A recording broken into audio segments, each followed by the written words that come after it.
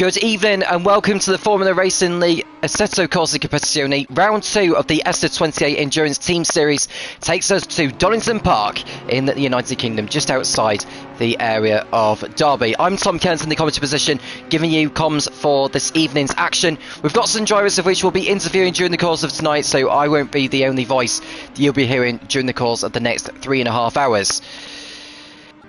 The drivers are just completing their final laps of practice before qualifying does begin. 15 minutes of qualifying with a 3-hour endurance race to follow as well. In terms of what happened in the previous rounds at Imola 3 weeks ago, it was the French Connection team that came out on top in that one. They weren't too far ahead of their nearest challengers. Just getting the results up from the last event. They finished ahead of the SBR for ESSA28 squad, with BV Racing just holding off the FRL admin team for 3rd place there. So very, very good result for the French Connection team, who will be looking to continue that run of form here at Donington.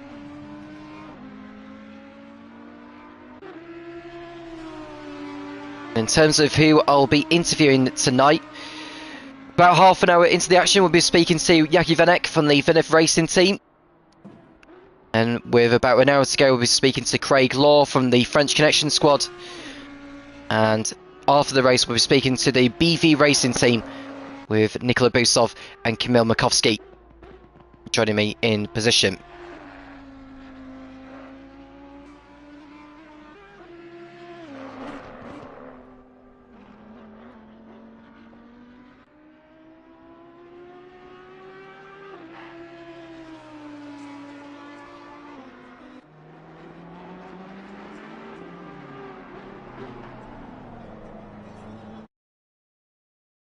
Just bear with me one moment, just checking that the voice chat is working. It is just me that you're hearing at the moment, so we don't hear the drivers of which we're interviewing, then do please let me know. I'll look to see to that before we get underway. Do get involved in the live chat as well if you ever do wish to do so. We'll run down on the drivers that are competing for this evening's action at Donington. So Thomas Bellerman has completed the fastest time for the High Octane Racing team. And then in 2nd position, the end of that session, was the Lettuce Swap team. And qualifying has begun for the drivers.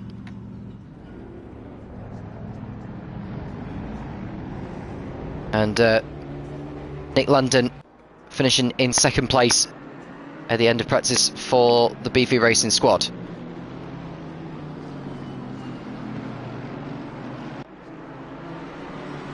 So in terms of the driver alignments for tonight, so we'll begin with High Octane Racing with Thomas Bellerin and his compatriot who is alongside him. Just bear with me one moment whilst I find his name. So Wojtek Buszta alongside him in that squad. At the Crocchietti RT squad,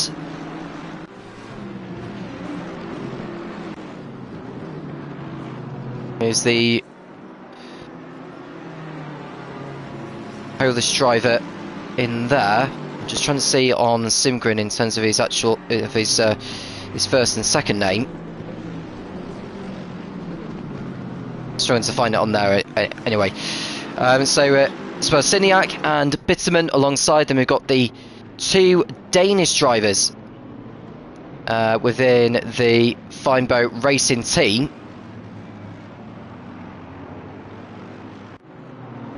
Finbow Racing team. Victor Christensen is one of them, and Tobias Lembrick Jorgensen there alongside.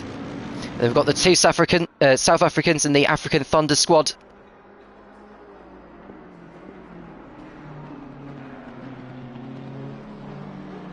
trying to find where they are on the sheets. Assi Clarkson is one of the drivers within that squad. The other driver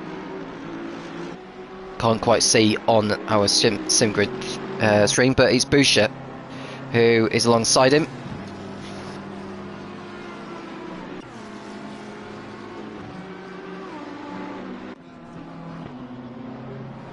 So Team M&M, the number 23 BMW squad.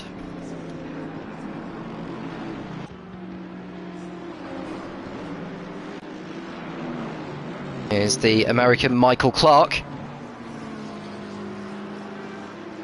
And the Portuguese driver alongside him. Let's find him on the sim grid.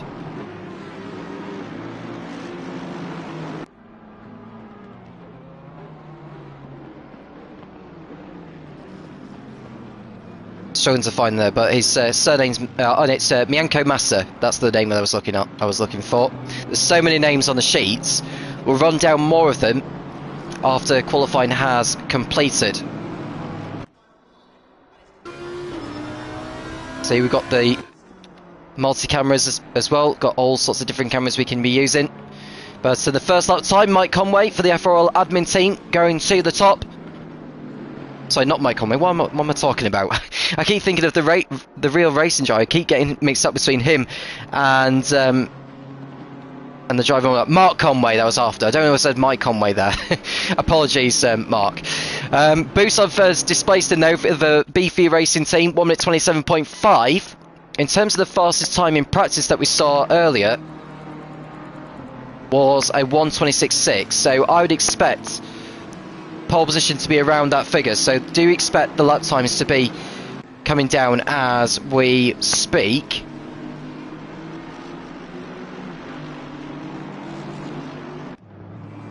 So Will Freeman's just giving me the sheets for the names, by the way, so thank you very much for filling me in there, Will.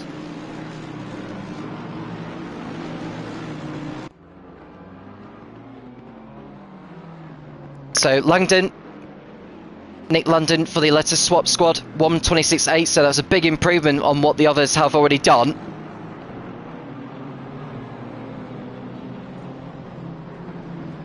So he's gone over the line. This is Jay Brooker who we are with. He's one of the T1 SR cars who's crossing over the line. 5th fastest for him, a second off the pace. Got some drivers who have yet to get a time on the board. There's Danny McCutcheon in another of the T1 SR cars. There's 4 T1 SR cars in there. There's A, B, C and D. McCutcheon going over the line. I think it's to start a lap, not complete one. This is Clarkson in the African Thunder squad. We just mentioned him a moment ago. And he's gone over the line to go 21st. And that lap time of his was nearly 3 seconds off the pace. 1:29.3. Only 4 drivers have yet to get a time on the board. There is Tobias Jorgensen for the Feinbow Racing squad. And this lap time of his, well, it's not actually a lap time. He was crossing over the line for. He might have exceeded track limits on the lap he was on. We've got the 410 coming round Goddard's. That is the Meta Cortex. Is that the Meta? Yeah, it's the Meta Cortex squad. That's Mario Vukovic, I should say, who has gone over the line to go 14th quickest.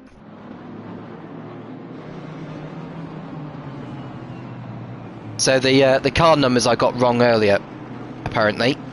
So do apologise for that, unless I was right. So, French Connection squad 1 out at Imola over SBR for ESSA.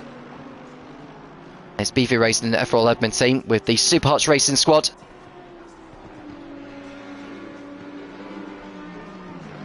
There are a few changes to the driver lineups for tonight, which we'll run through after qualifying has finished. There's Ben Milden,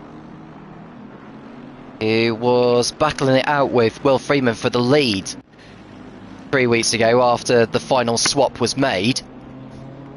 About an hour to go. Oh, is he going to get caught out by that Ferrari that was coming out of the pits there? Don't think he was held up, but certainly not an ideal scenario. I will tell you that the High Octane Racing Squad do go to the top. I do remember actually that they struggled with connection issues during the first round at Imola. And the team did score points in the end, but they finished well down the order in 26th position. It's an unchanged driver line that they have for tonight as well, for your information.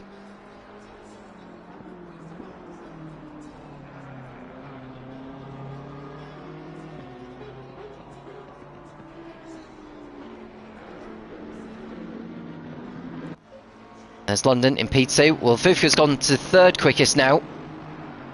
The T1SRD, the T1SRD team in the 911 Porsche. There's Craig Law in 5th place. There's Canessa, who for the BRC Racing Squad.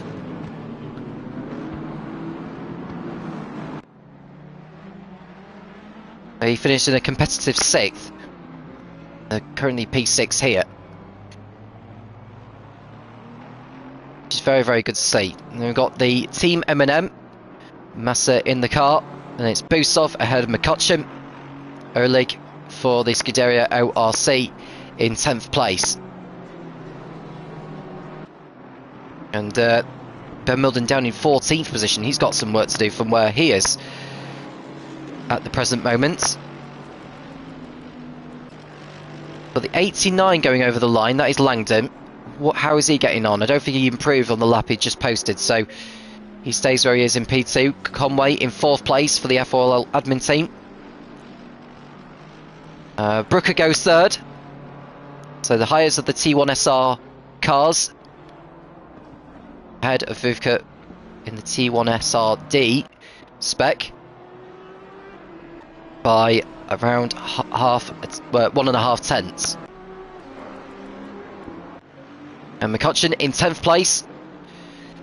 So we've got all T1SR cars in the top 12, which is good to see. Only 2 cars have yet to get a time on the board so far. They are the VRL Racing Czech Republic and Slovakia squad. Fortel's in the seat for this session. And the Vinef Racing squad with Jaco Vanek and his teammate within called Kari Nijkerman in the 909 Audi. Bellerman is still top at the moment, 1:26.4, so it's actually faster than what the fastest time in practice was. But with there being so many cars out on circuit right now, the track is certainly picking up. There's a car stopped at Goddard's. I think he's just doing it to stay out of the way. Probably should have just gone back into the pits, to be honest with you. Will saying hi. Blim saying hi as well. And Sean Cole saying let the strategy games begin. Very much so. I think strategy is going to play a part. And I think what won the race for the French Connection team was the strategy. And how they did it was that they essentially had split. I think they gave about the same amount of time for both drivers, but only pitted in twice, or once I should say, and that was when they made the swap, and that way they refueled the car and changed tyres that way, and I think that's won them the race really. On a track like Donington, it's a shorter pit lane though, so we could well see a variety of strategies being played out. As London stops on the circuit and goes back to the pits. Over 3 minutes to go before the start, before the checker flag falls.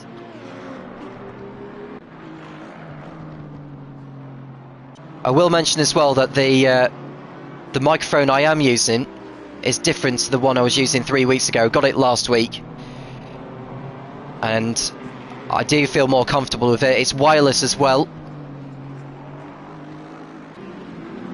And Will Freeman, yeah, Will Freeman's just giving me some quality feedback actually on the mic level, so thank you very much. And I've just been informed that the VRL Racing Czechoslovakia and the Vinef squads are not setting lap times because they're on quali bans through incidents that they were involved in at Imola 3 weeks ago.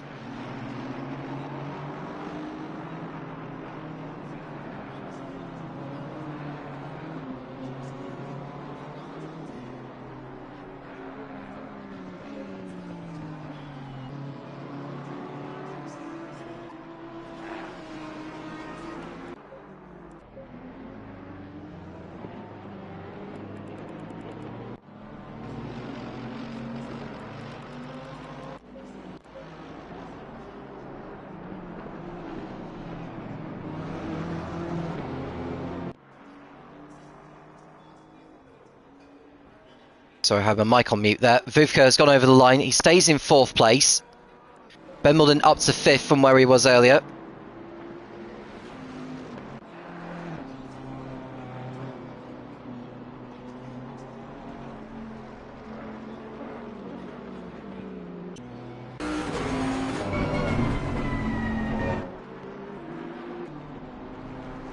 So it's still all to play for. High Octane Racing are the team to beat so far. Team M&M, who finished the event at Imola in... They finished at Imola, just trying to find... They finished in 14th, and they're currently 7th here so far. This is qualifying. It's the race that matters. And I will mention the point system as well.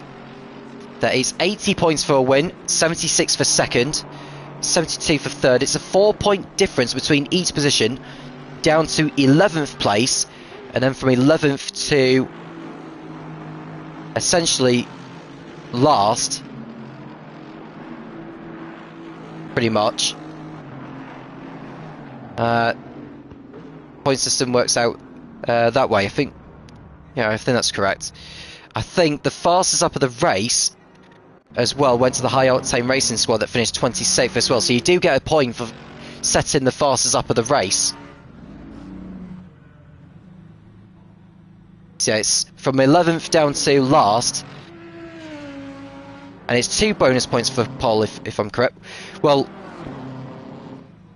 Will Freeman's just informing me as I speak that it's 1 point for... well, he's saying it was 2, but I think it's actually 1. It's 1 point for pole and 1 point for the fastest lap. Got the 778 of Danny McCutcheon going over the line. Only 14th fastest for him. Got the 195 next up.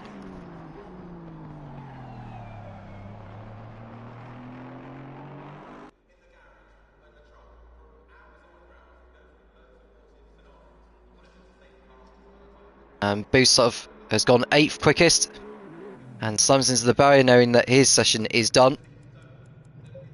Takes the checker flag.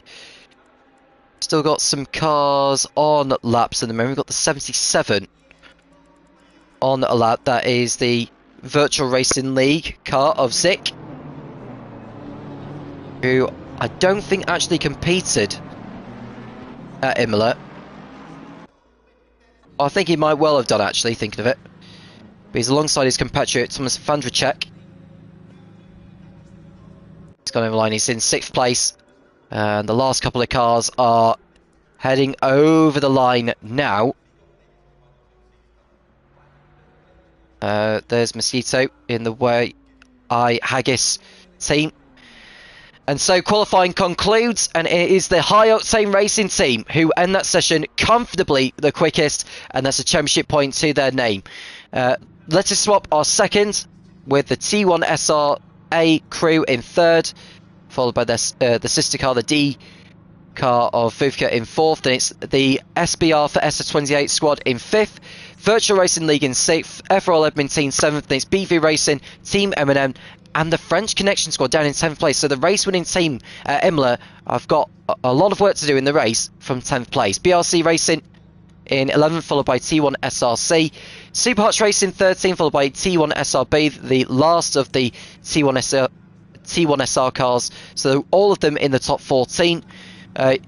The Feinberg Racing squad, Feinberg Racing in 15th, followed by Scuderia ORC. Metacortex are 17th, followed by Indigo Line Motorsport. Blue Coyote Racing, Race Station XSBR, running out the top 20. Then it's 1 second slower ahead of Czech Console Racing.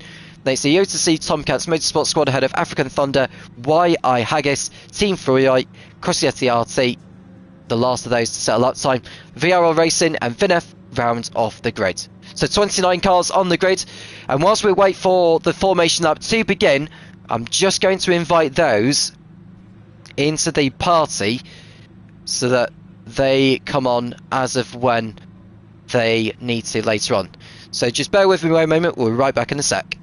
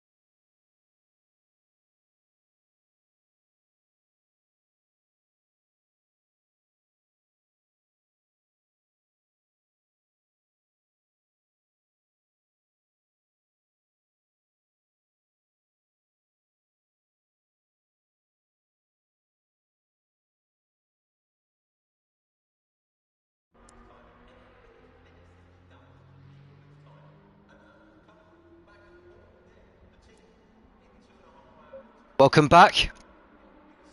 We are ready to go for the formation lap here at Donington.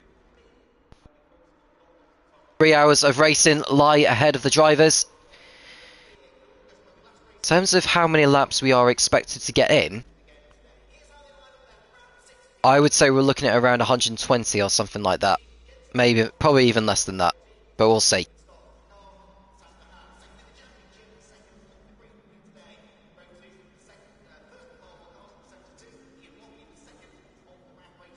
So let me know who your money is on for the race.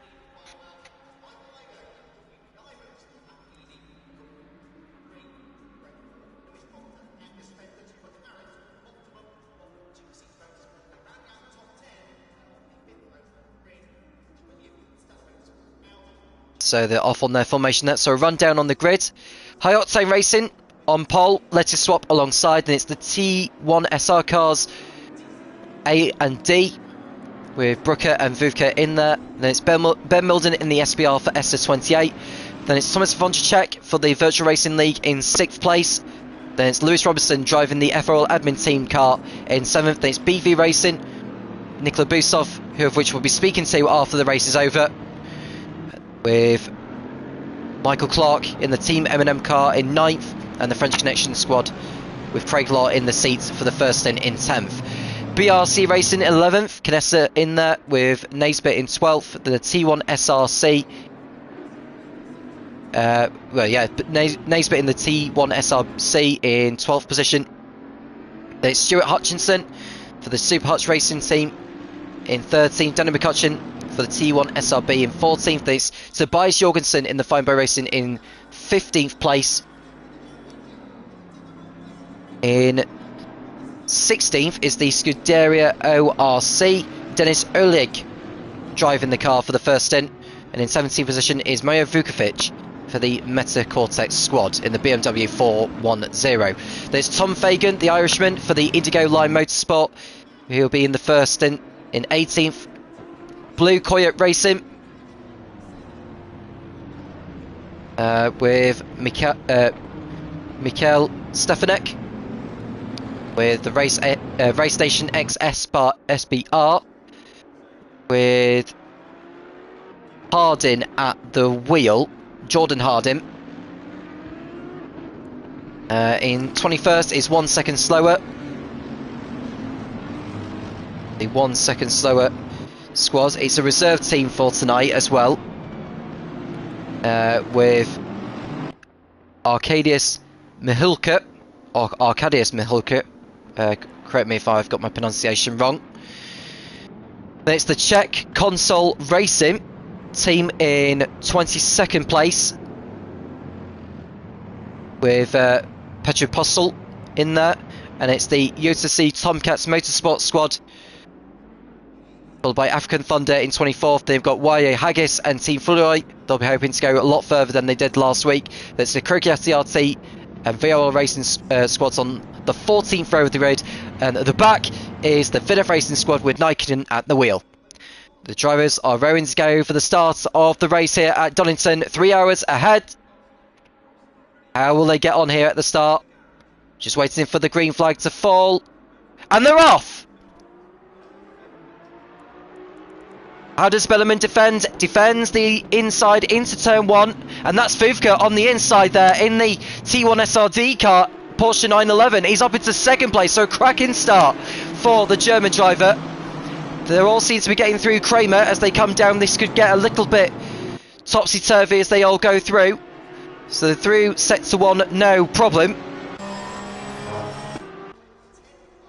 Switching cameras so we can see all the cars in the picture, and there's an incident at the back. It looks like the 295 by the looks of it who spun red. It's the 195, and it is Busov who's gone round in the BV Racing squad. So the team that finished on the podium 3 weeks ago, Busov points in the right way, but he's struggling to get the car moving. He's got going now. I don't know who he's come together with. There was a couple of cars that fell back as well, but yeah, he's left himself with all sorts of work to do from where he is. So it's Bellerman who leads, Vuvka second, Brooker third, and it's Langdon, Milden, Zick, Conway, Massa, Canessa and Naisbitt in the top 10. And you can see a car running wide there. That's Langdon, who's lost a position to Milden, who's got through on the inside into the hairpin. The two continuing to go toe-to-toe. And Langdon goes too deep into Goddard's, and he's gone off track. And he's fallen down a couple of positions. From 4th to 6th. Might even lose 7th if he's not careful, but he just keeps hold of 6th for now. So 1 lap done. There's a long way to go yet in this race.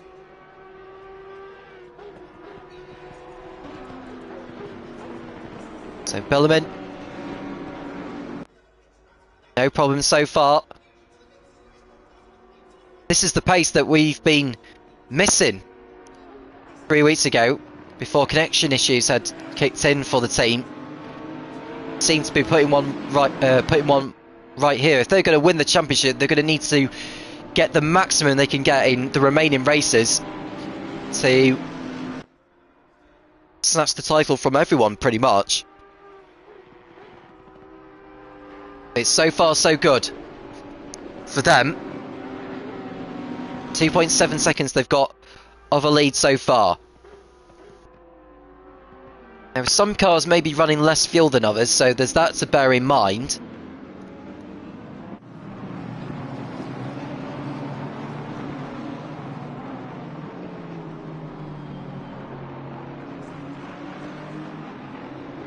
So Donington, that first opened in 1931, closed in 1939 prior to the, or perhaps in response to the Second World War that was taking place.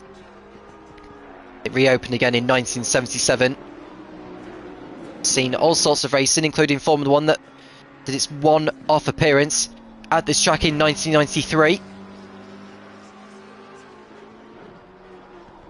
This is pretty much where the British touring cars begin their season. They'll be doing so this year, next weekend. And it looks like 247 is at the back as well. That is the Indigo Line Motorsport squad. I think they got caught up in the first lap mayhem with the BV Racing team. You can see there in the background, Fagan looking to make up for lost time. It is an endurance event, so there's a long way to go yet. Plenty of time to catch up. Just looking to see if there's any battles going on further down the order. Whilst we see Bellerman shoots off into the distance.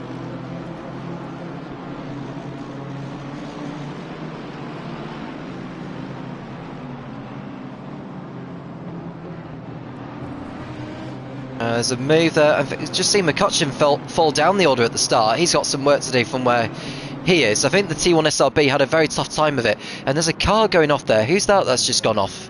Is that the Team MMM squad? No, it's Nikkonen who went off circuit. So he's lost a bundle of positions there. He's had a good start to the race actually, this Nikkonen, before he's just had that off there on the exit of the chicane. Yeah, they're making up for lost time for sure. I'm sure he's fallen down a few positions from where he was in Sector 2.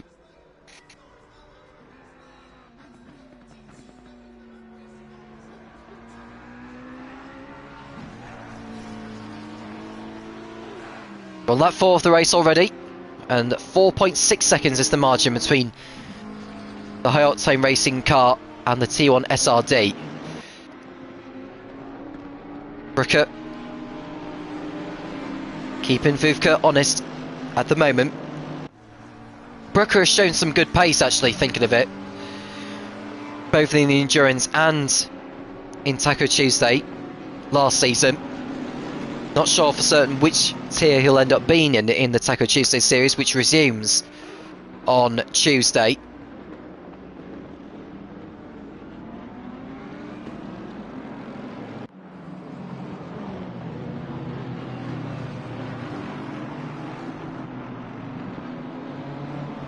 There's your second and third place drivers coming through. Milden's closing in fourth place in the SBR for ESSA28 team.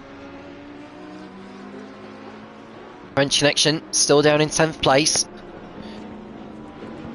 We're just looking further down the order. I think the drivers are instructed in terms of keeping it clean, not going for any dive bombs at the early stages. And we can see a move there. That's Vortel making his way through. He's had a cracking race so far from the back. He's got through up into 16th place, and following through as well is what looks like the Czech console racing crew. Is it? No, it's Team M&N that have gone through. So the Tomcats Motorsport squad dropping down the order there in 18th.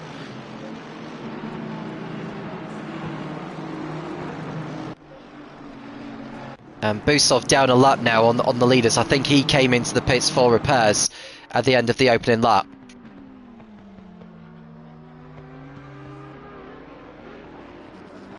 And Bellarmine, just seen Brooker holding off Fuka. I think he's ahead of Fuka now, actually. So Brooker up into second place. He must have done it at the chicane, or just before the chicane. But he's through, up into P2. Can he be the one to challenge Bellarmine for victory?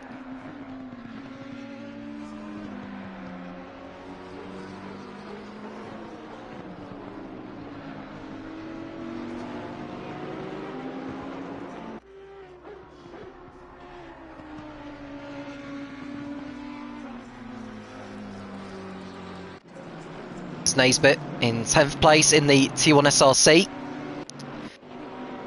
Jorgensen's kept his car out of trouble at the start in the number 16 Ferrari Weinberg Racing team. So far so good for him. Milden on the back of Vuvka, who's dropped back from Brooker since he was overtaken about a lap ago.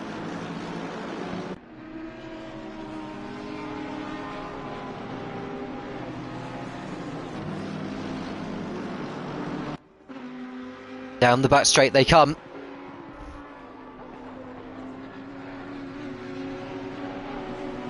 That was Starkey's straight that they were going through, and then the S's. And then into Melbourne Hairpin they come. Milden thinking about a move. Doesn't go for it. We'll be back for more. Second place it was for him at Imola.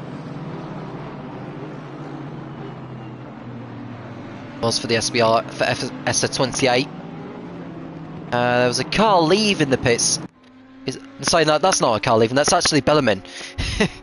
I was almost looking to see if there was someone that came in from the back, but no, it's not. It's Bellarmine, who's just a long way ahead at the moment, nearly 8 seconds clear after only lap 6.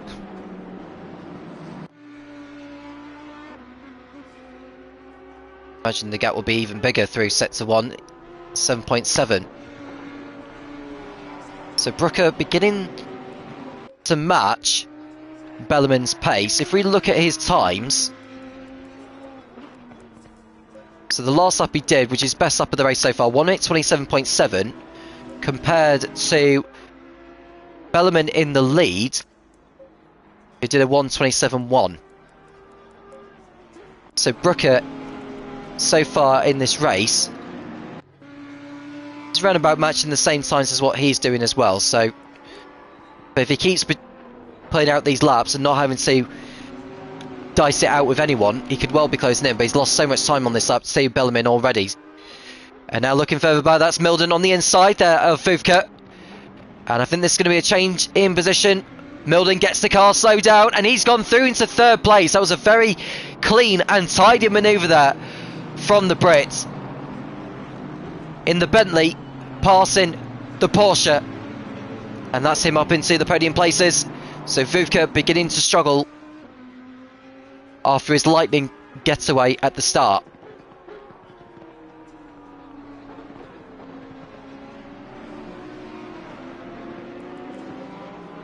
Further back there is Conway ahead of Hutchinson. Mark Conway. Stuart Hutchinson.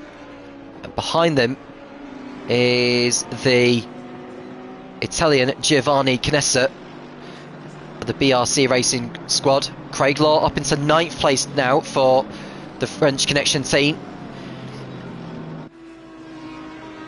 It'd be interesting to know what their strategy is going to be. I will mention as well that no driver can do more than 95 minutes of the race. That's to ensure that both drivers within the team have had a reasonable amount of track time during the course of the race.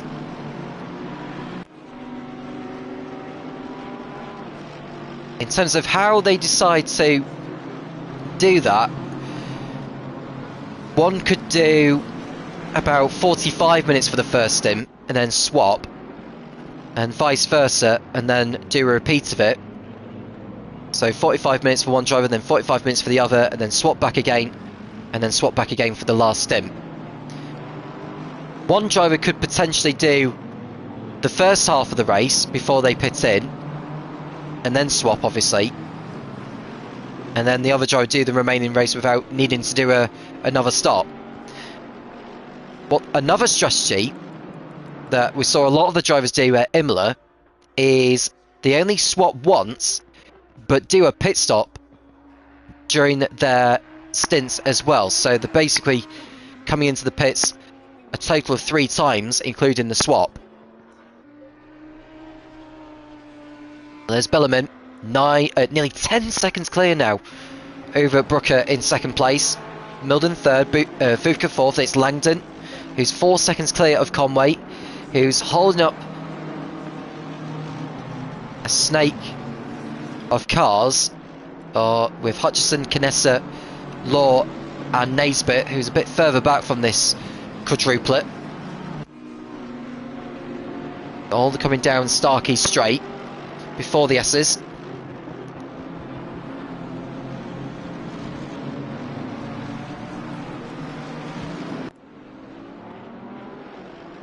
So, Conway going defensive. Hutchinson looking to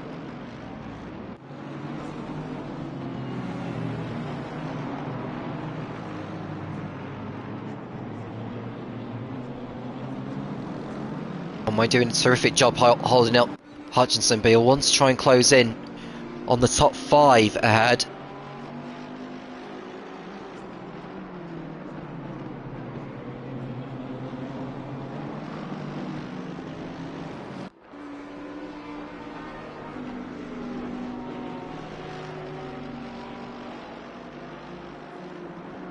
So the driver's heading towards Kramer. Oh, that's a bit of a contact there, but I think Hutchinson has got past Conway. Very nice move on the exit of the old hairpin.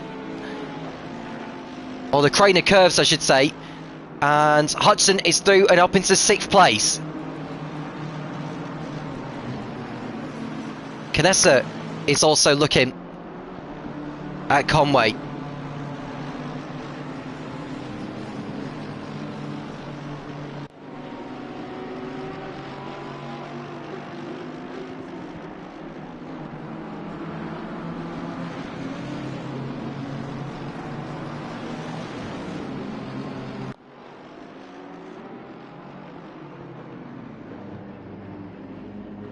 So Hutchinson leading Conway, leading Canessa. Law is in 9th. No change in the top 5 at the moment.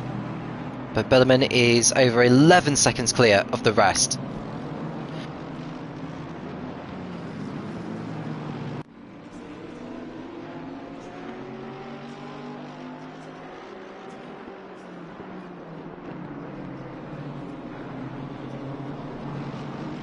Looking further back, Vukovic is in 11th behind Naisbitt, who's continuing to close in. There's a battle going on further behind between Mihulka and Zik for 13th. There's Fortel and Massa. So Massa's dropped back actually from where he was earlier.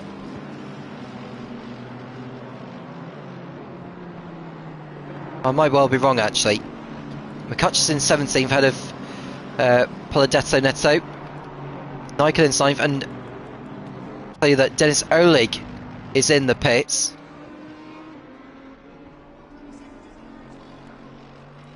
It's an early pit stop really, 15 minutes into it. Don't think there's going to be a change of driver in there. I think Olig's just getting some new tyres and fuel put in. He's going to be a lap down on the leader though.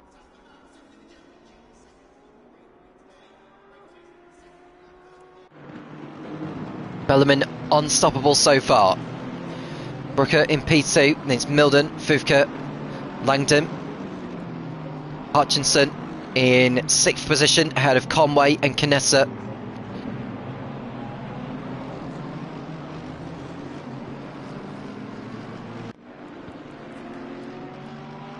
Drivers very much settling into the race now. I think they're going to be sort of waiting for the pit stops to take place before they decide on what they're going to do.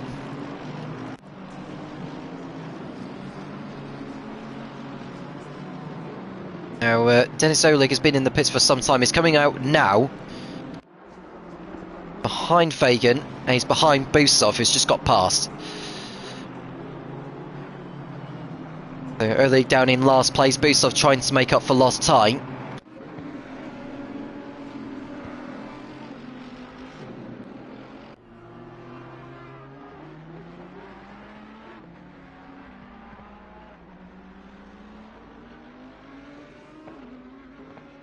So Bellarmine in the lead. I think Vuvka's lost a position to Langdon, who's got through. So Vuvka has been overtaken by Langdon at the chicane, the S's. He's down to 5th. I wonder if he's carrying more fuel than the leaders at this point. He's not quite showing the same pace as what Brooker and Milden have been setting.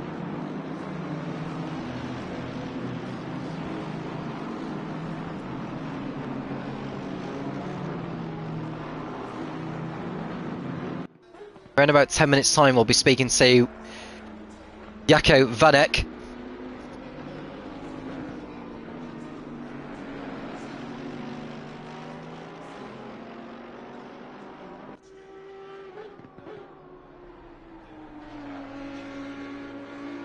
His teammate.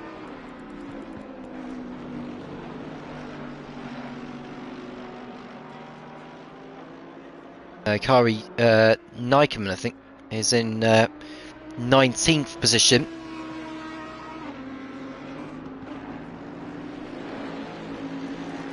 At least it's a better race for them so far than it was at Imola. Spellerman continuing on his way. Brooker is in P2, Milden, Langdon and Vuvka are 3rd, 4th and 5th.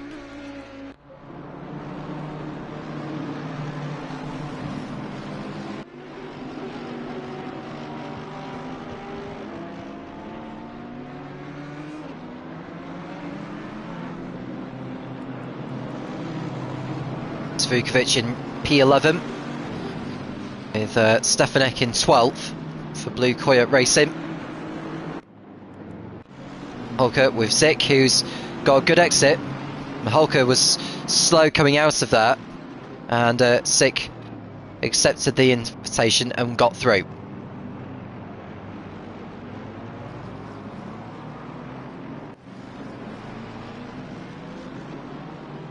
Do make sure you like and subscribe it in case you haven't already done so.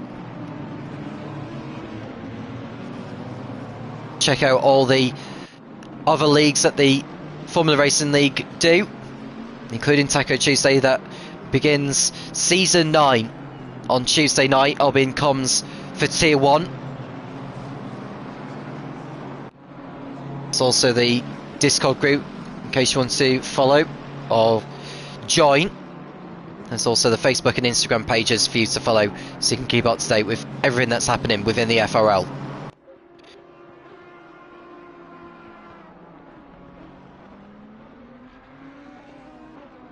We're 20 minutes in.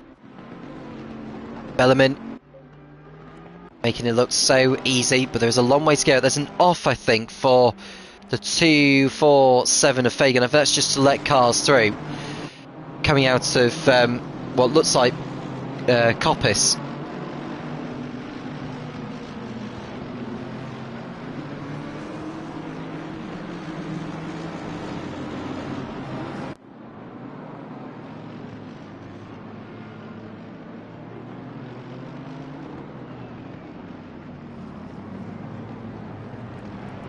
Jorgensen's down to 22nd place. He's lost time from where he was earlier.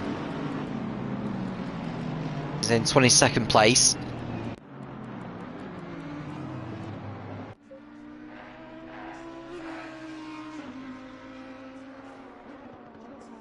Bellarmine continuing on a charge. I mean, once he does catch up to traffic, he'll then maybe think about pitting in for his first change of tyres and fuel. I don't know for certain whether he will decide to swap. As you can see, Hutchinson sliding wide through McLean's. Gathered it all together.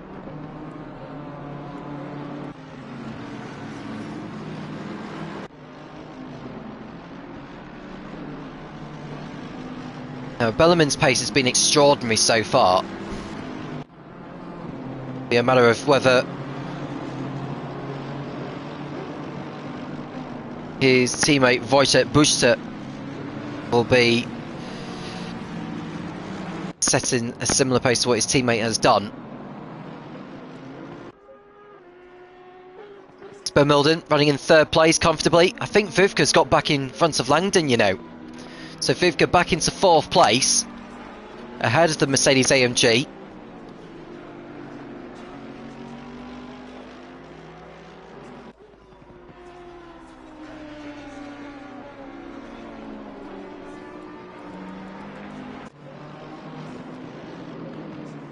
Stefanik ahead of Fortel.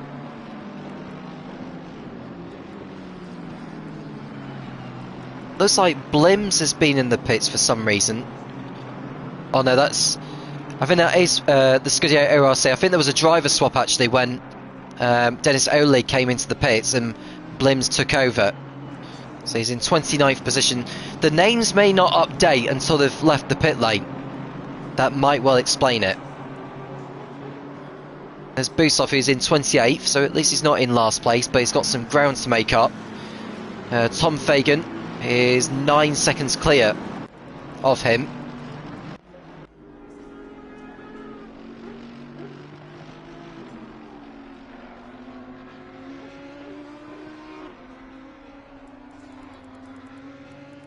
It's not too many battles at the moment.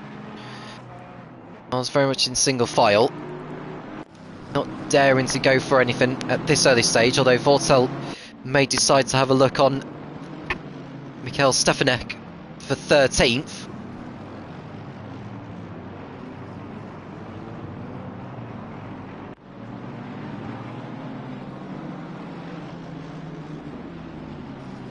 Has a look into Goddard's.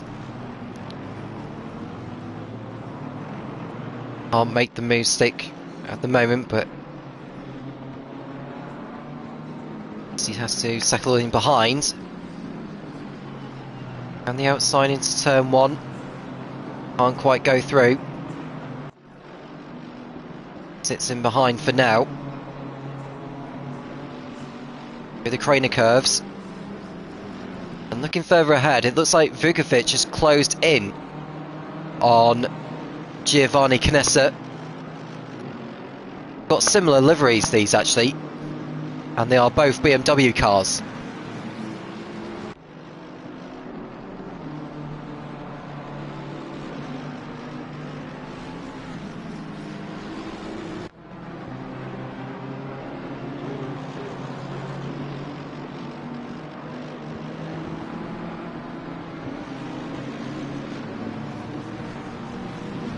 "25 minutes in."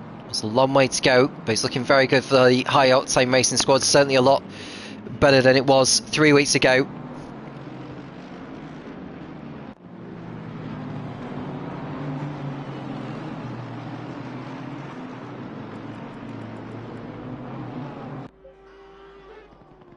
There's Brooker on his own in P2. Not in trouble at the moment.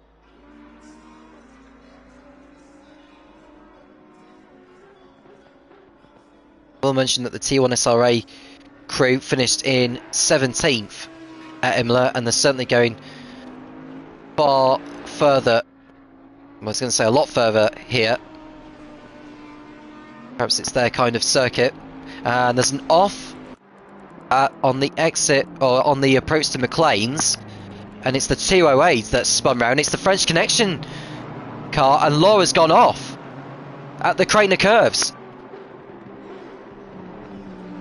So he gets on track, back on track now, but where have they fallen down to? think he's probably down in 18th place, I would say. So Law has lost a lot of time. Don't know how the spin happened, but things are not going right for the French Connection team in this race.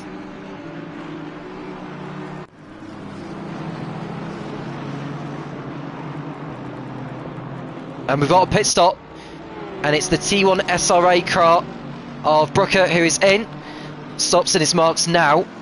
Will there be a swap, or will Brooker stay in the car? Find out when they leave the pits. That promotes Milden up into second place, Vodka up to third, Langdon fourth.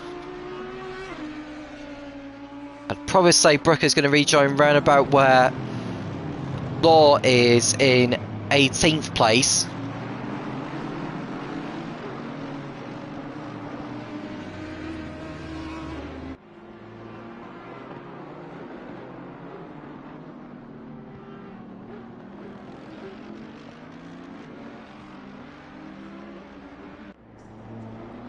So the two, oh, and there's an off also from the number 6. That looks like Sparciniak, who's gone off track. Peter Sparciniak in the number 6 Ferrari, off at Redgate. That's what I was looking for. Name of the corner there. I'm not as familiar with Donington as I am with the likes of Silverstone or a lot of the Formula 1 circuits. I still at least know the names of a lot of them anyway. There's Milden in second place, Vivka holding third over Langdon. And in terms of where Brooker rejoined, he rejoined in 20th place, and he's ahead of Jorgensen. He's got some clear air actually, has Brooker, so that pit stop has played out nicely for him. There was no swap in the pits, so at least he's out on his way, looking to get some fast lap times in and start closing in on the leader, who was over 15 seconds in front of him before he pitted. Law is in. I would imagine there's going to be maybe a swap going around between him and his teammate Will Freeman. Will Freeman will probably go in the car and get some laps in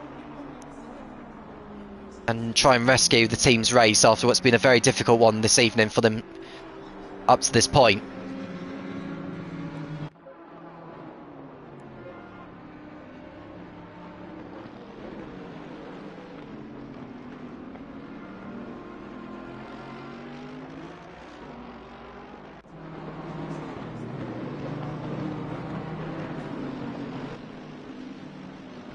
And I'm delighted to hear that Jacco Vanek from the Vinif Racing Squad has joined me in the comms position to discuss about how their team has been going on so far. How are you tonight, Jacco? Good evening, mate. I hope you can hear me clearly now, because last time it didn't went well.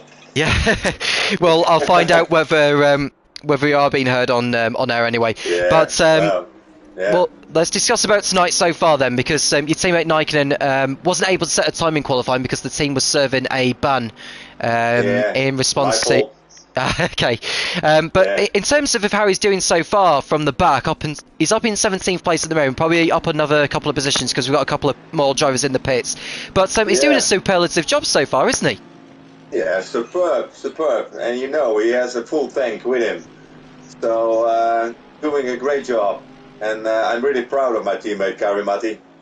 Yes, he had not so good news right before the race, and well, I just say I want to give big applause to him, because he's doing a great job and keeping his head together. So yeah, well, I'm very proud at the moment. Excellent. So in terms of Donington so far, I mean, it's a shorter pit lane here in comparison to what we saw at Imola 3 weeks ago. So how is pit strategy going to play a part in this one? Yeah, well, you can say after the race, our strategy is a long run and a short one to finish, and just one driver swap, and let's see how it goes. And in terms of how the High Octane Racing squad, because they had connection issues 3 weeks back, Yeah. which robbed them of a really competitive performance. But so far, from what Thomas Bellman has put in so far before, he'll have to do that swap at some point. He's done a tremendous job so far. I've never seen anything like it. No, me neither. I had, with an open mouth, I watched because I had time to watch now. So, well, 26-2, I think it's an FRL record. I think. And, yeah, well, and 26 in the race, it's amazing. Well, only have respect for that. So, well, 22 seconds before Milden, I think. Yeah. Yeah, so he's flying. So, if he doesn't crash, the winner is there. Yep. So, you're allowed to sort of give me insights as to when the swap between you and Car is going to be taking place? Yeah, well, it's, I hope he can drive for, well, I think 70 minutes, and then he's gonna do a little pit stop for a little bit of fuel, and so then the 90 minutes will go, and I will go the same way. So 90 minutes Donington, stay on track. That's hard. Yeah, I mean, we saw a lot of action so far. I mean, we've seen the French Connection team struggling so far. Race winners from Imola 3 weeks back. Brooker in the T1 SR car, they struggled 3 weeks back. I think he had a penalty or something during the course of the race for either speeding the pit lane or for track limits. But so far, it's been brilliant for the T1 SR. Yeah, man, it's a great race so far, and 3 and 4 are close. So Vodka and Langdon, they're fighting podium. And well, what happens if you get any freebies? And let's see if I can stay on track when it's my stint. Excellent. Well, I'll let you get off, Jaco. Thank you very much for speaking to me, and we'll talk to you again soon. Yeah, thanks, mate, and have a good race. Bye-bye. No problem. So that was Jaco Vanek from the Vinef Racing crew. Kari Nijkerman is up there in 15th position. We've just seen a move going on further ahead there. That's a battle between, I think that must have been towards the back there. I think that's Anderson getting through on Hardin, or they're just getting through a back marker, actually, thinking of it. But Anderson through, or behind Hardin in 22nd place. Brooker, after his pit stop, is making his way through the field. He's up there in 17th place. I think that's is that Postle who's gone? Who's allowed him through? Or is that a back marker? I think it was someone else. But either way, Brooker is making his way through the field, making most of the clear track ahead. And I think that's going to be the interesting point. How will Bushset fare in the high octane racing car compared to what Bellarmine has done so far? So Milden in 2nd place, Brooker in 3rd. Remember, they have yet to stop in this race. Brooker has done already. Regards to how many pit stops they will do, well, that's down to them, really. I did mention to Jaco it's a shorter pit lane here at Donington compared to Imola. So I think it just really depends on track position, I suppose, and how they make the most of it. There's a battle going on further behind now. That's Hardin and Anderson. Anderson going to the outside at the S's. Can't quite do it there.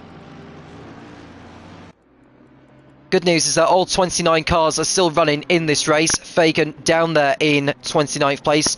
Spasiniak, who struggled at Imola, to be honest with you.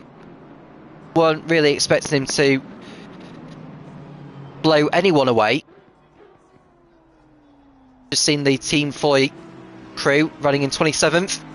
They've not pitted yet, I don't think. Just nearly make a mistake there on the exit of McLean's, but keeps the car on circuit. Busov is up there in 25th. He pitted in for repairs at the end of lap 1. He's 11 seconds behind the next man ahead of him, which is Berryman, who's running in 24th. I think there was a swap between him and Danny McCutcheon when they came into the pits. And he's just allowing the leaders through, or those who are ahead of him. Turns the position. And the good news was that Jaco was was heard earlier when he came on, so good news all round. In terms of who else we'll be speaking to before the end of tonight's action,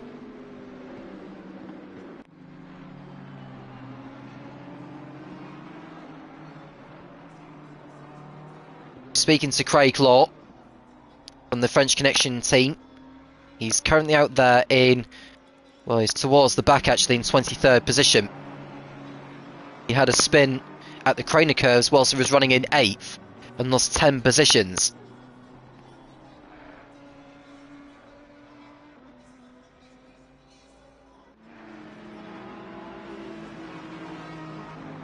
So it's not been a good race for him so far.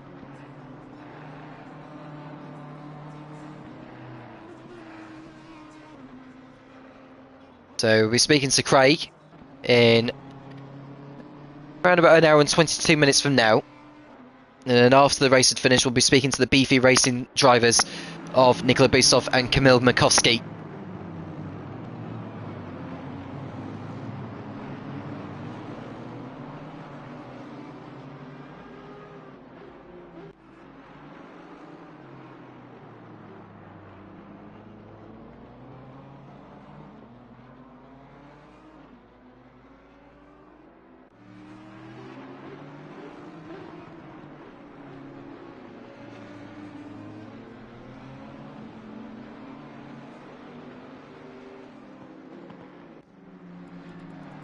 The action is calming down as we speak. Hilden's running in P2. Not really fighting with anyone now, but Langdon has got back ahead of Vodka for 3rd place. Vodka's dropped back, so I wonder if Vodka made a mistake which allowed Langdon to get through. Hutchinson ahead of Conway in 5th.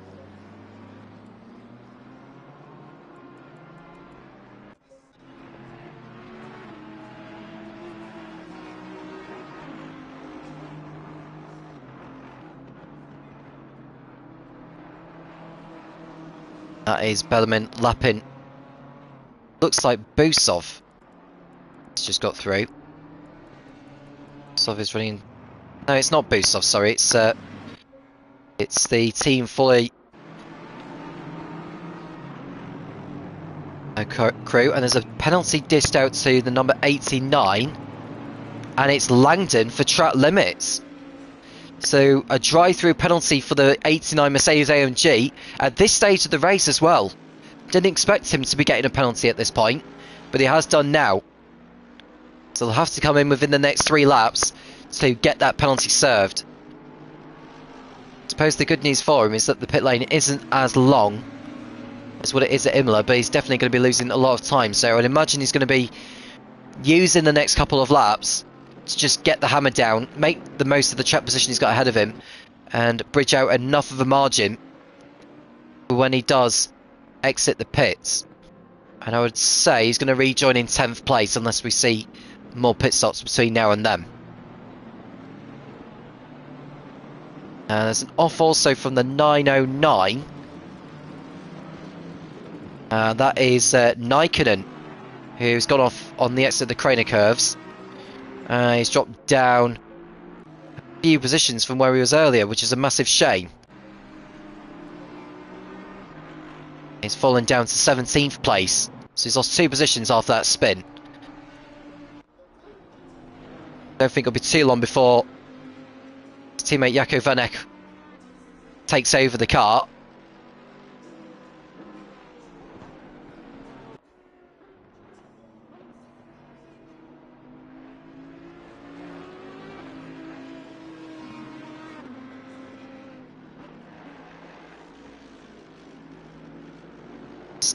Nick London in 3rd place.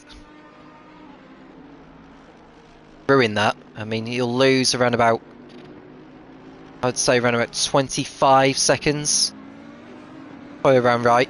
About right, I would say. So, yeah, definitely rejoin in about 10th place. So he does leave the pits. He just needs to be careful not to be exceeding track limits any more than what he's already done up to this point.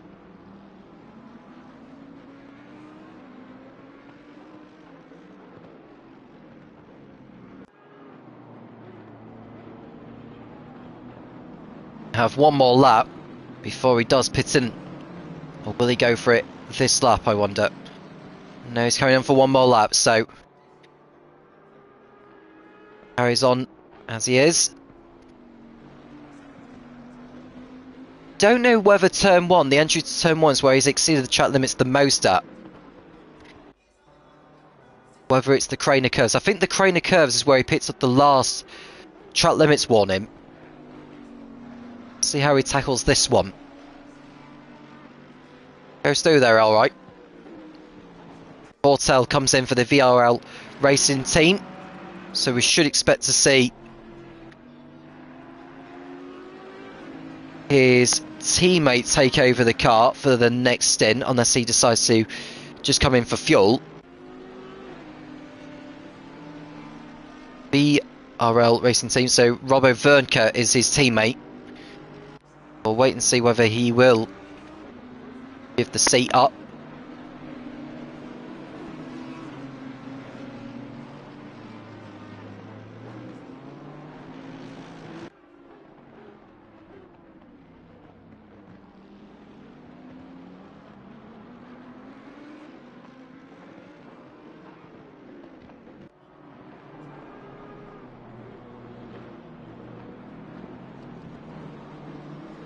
Donington in third place, comes in to get his drive-through penalty served. This will feel like an eternity for him.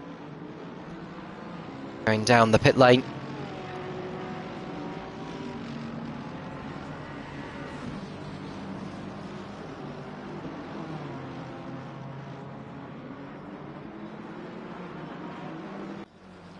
The drive-through penalty is done.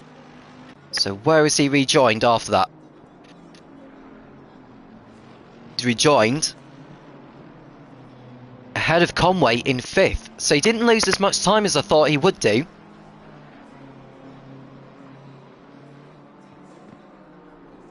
So he's only lost 2 positions.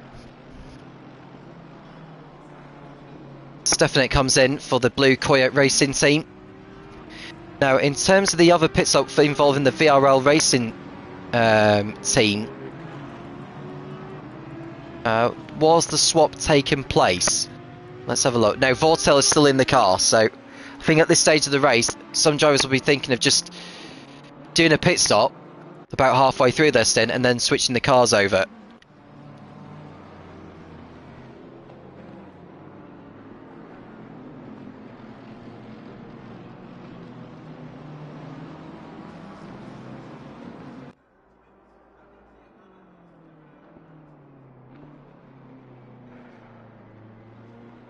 The second round of the championship out of 4, going to Mount Panorama at Bathurst in 4 weeks' time.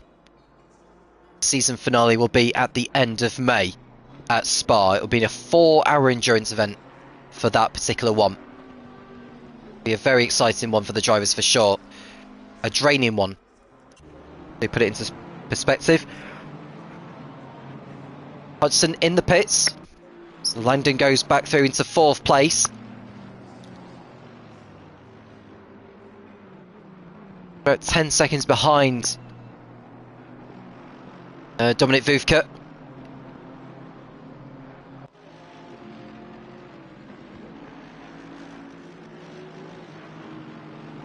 Hudson 8th, Zick 9th, Jorgensen 14th coming in.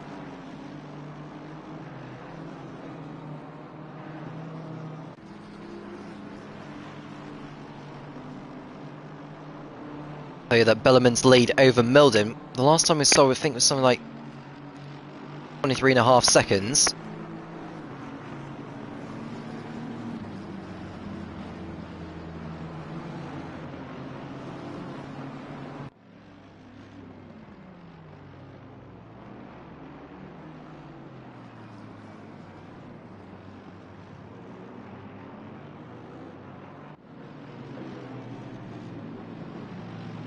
Vodka now in for the T1 SRD crew.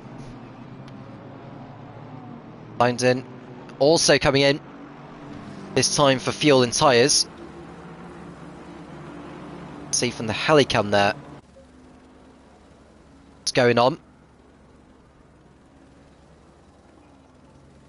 Milden in second place. We didn't see what the gap was because he's so far behind Bellarmine. Milden's lap times is in low 1 minute 28. So Bellarmine's lap times been around about the same last half a dozen laps. Bellarmine is in from the lead now, so is there going to be a driver change, or is it for fuel and tyres?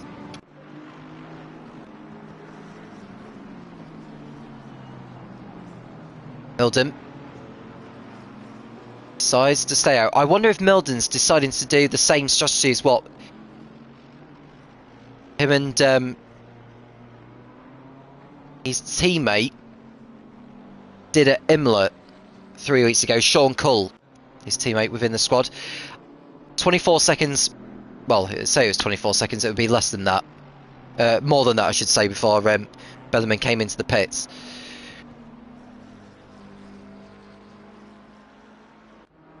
Bellarmine's done his stop now, but has there been a driver change? We'll find out when he exits the pits.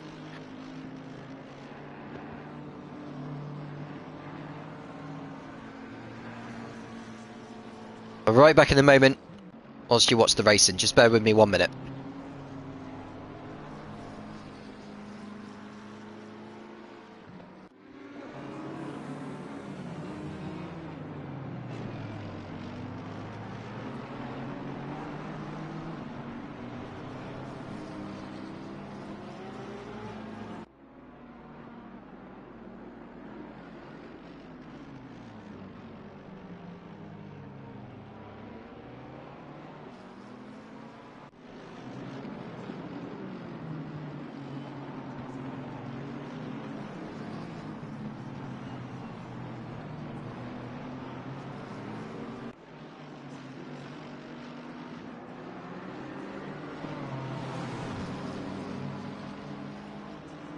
So Milden in the pits for the SBR team. Conway is in second place on track, so he'll probably go into the race lead for now.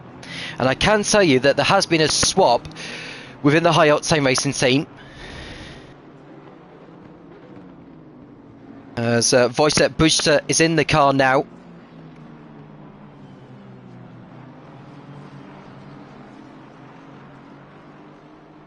Oh, and just saw a car hitting the pit wall as they came out of the pits there.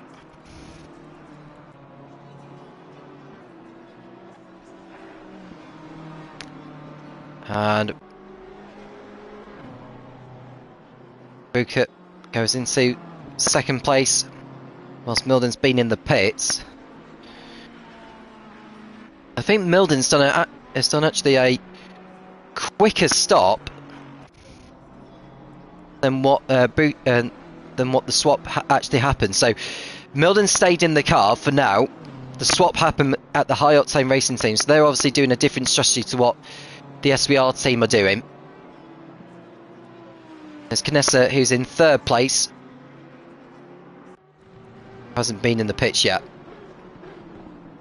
But Mark Conway's in the race lead on track. In case you want to know what time the race had started in terms of the game itself, 5 PM it was, but it's going at real time, so it's not like a multiplayer of 2, multiplayer of 4 or anything like that. So as the race comes to its conclusion, light will begin to fade as a penalty's been given to Palladetto Neto for track limits. So that'll be him in the pits within the next 3.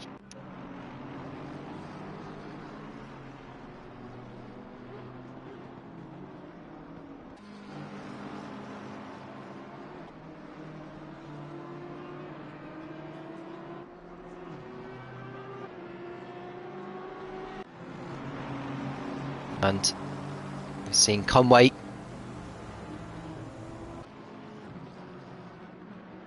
closed in a little bit more. There's a car off in the background. Can't tell who that was. It was the 84. And it's Cablo, who is only just taking over the seat. He's in the wall, actually. Yeah, that's... the car has sustained horrific amount of damage. You can see there's damage to the windscreen. See, he's revving the engine so much to get him out of the gravel. Oh dear me. That does not look like a car ready to race at the moment. YA Haggis team back in the pits. Fire the pause menu. And I think that could well be their race over, unfortunately. So the team who...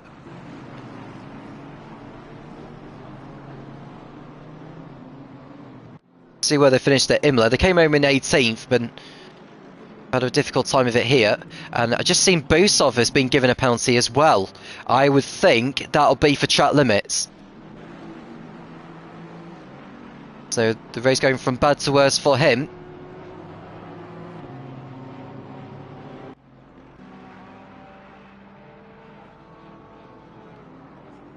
In now, and so is the Tomcats Motorsport team of Palladetto Neto.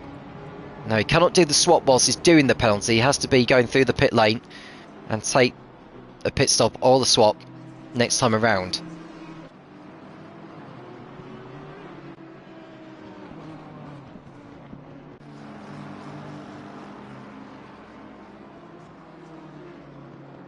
Conway.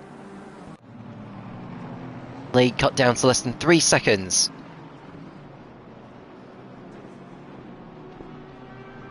Vanessa has got ahead of Brewster now, and Brewster has made a mistake. Definitely not seeing the pace from Brewster as what we saw from his teammate Bellerman earlier on. That might give Milden a bit more of a chance to close in.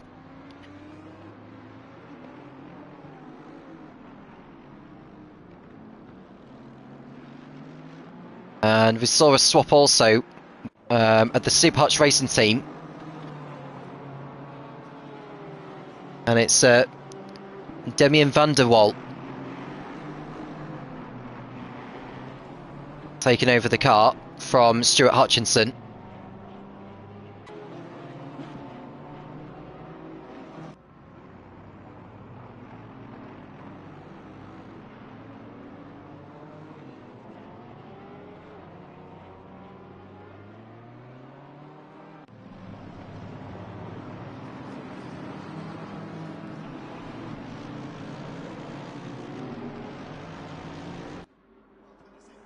The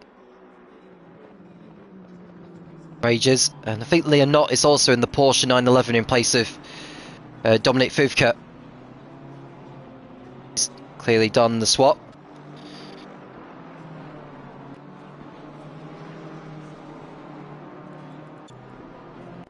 And Mark Conway's been in the car since the beginning of the race. I can imagine he will want to go to around about halfway through. Change to be made.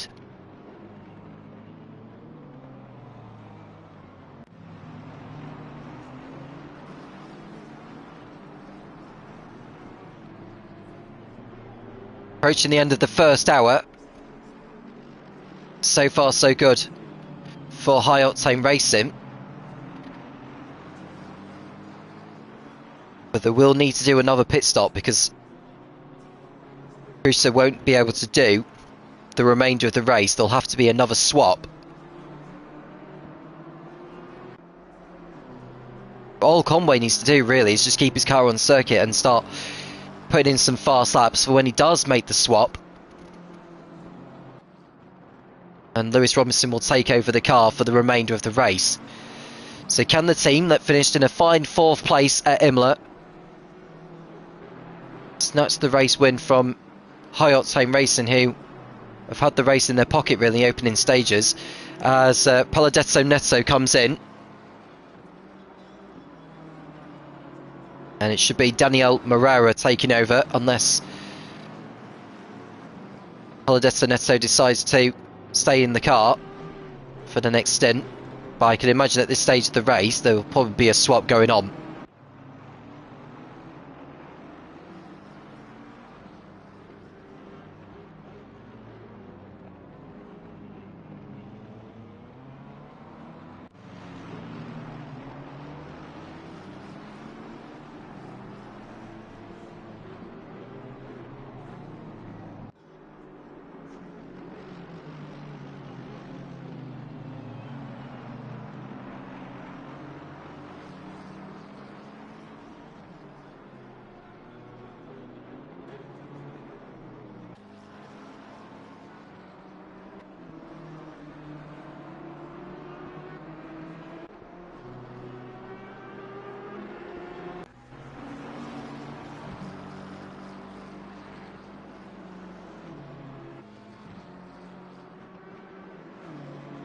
Lap 39.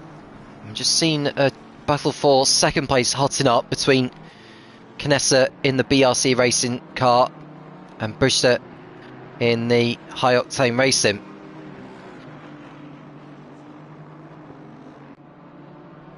Now Brewster is on the better tyres, but Knessa is doing well to keep the car ahead. I think they are running less fuel than what high octane racing are, so that could well play a part in it.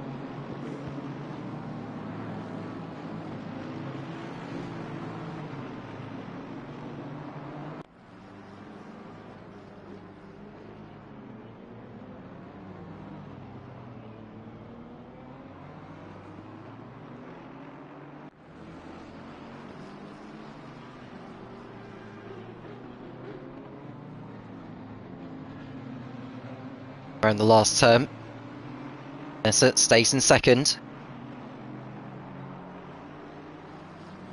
Brewster behind. Go through red gate.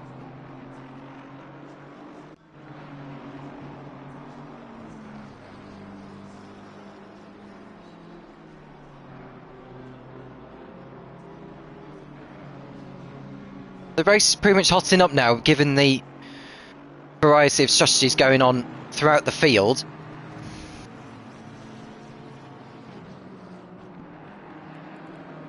That is swap squad, and that's George.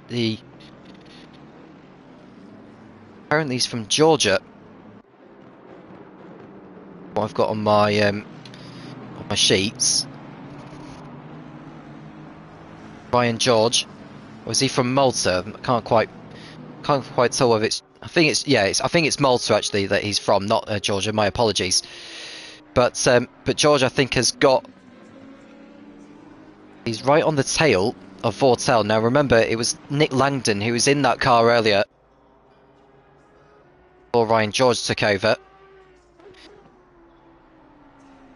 Sigurd in the Meta Cortex squad. He took over from Mario Vukovic. We just saw an overtake there, and that's because Knessa is coming into the pits. And I think this is going to be a swap between him and his Italian compatriot Alessandro Pifferi.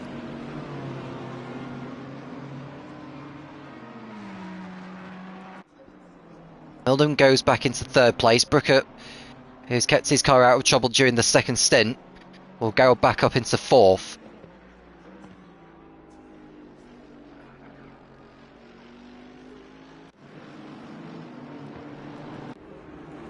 Swaps will take longer than a normal pit stop, so I wouldn't expect Knessa to stay in the top 10. Driver I will mention there is Nikkonen, who has still not pitted. I think him and Jaakko are going to be.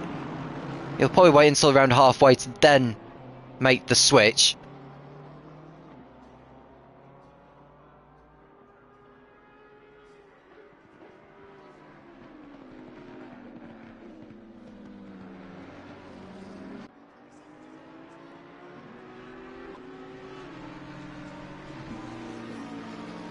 Conway, 2.7 seconds clear of Brewster in the battle for the lead. He's not pitted yet. Brewster has done, but he'll need to swap back to his teammate later on in the race. Conway considering how far he has gone since the beginning, will be allowed to make just the one pit stop, which will be when he swaps with Lewis Robinson later on.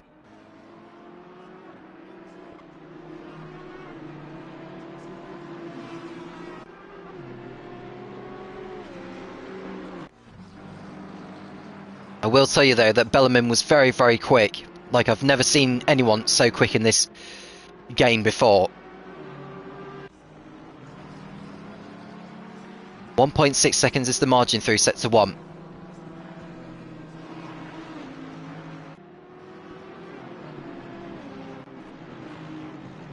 Ahead of Conway is the number 6, who's already been lapped in this race, and ahead of him is the 247 by the looks of it. That's Tom Fagan. Boots off after his drive-through penalty. He's in 22nd position. He has not swapped yet.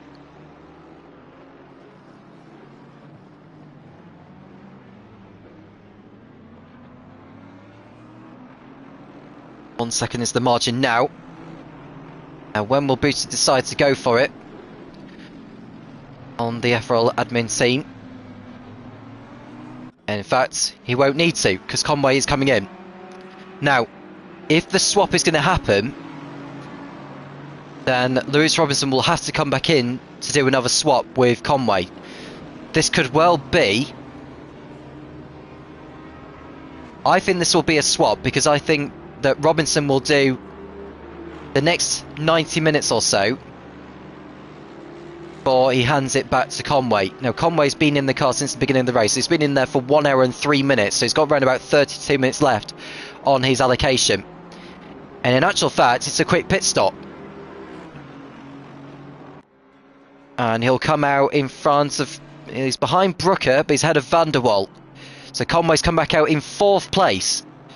And that's a change potentially between him and the Super Hutch Racing crew, because the Super Hutch Racing team were ahead of the FRL admin team before the round of pit stops had taken place. Conway's 10 seconds behind Brooker, but at least completed the overcut on the 52 BMW.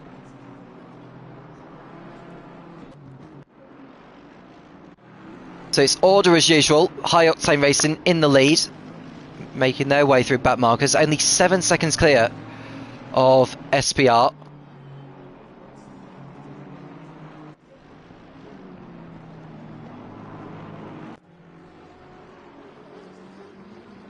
Milden got anything to respond? Probably not a lot.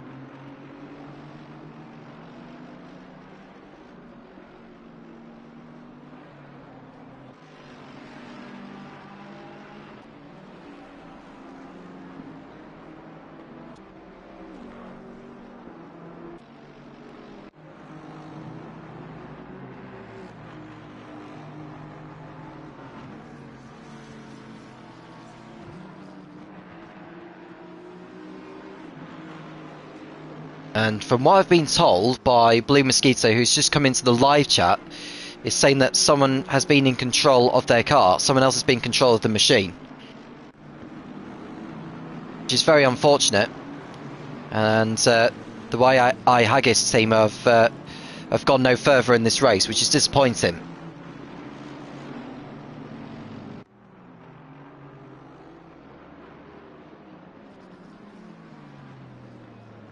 Hopefully we'll find out more on that one later.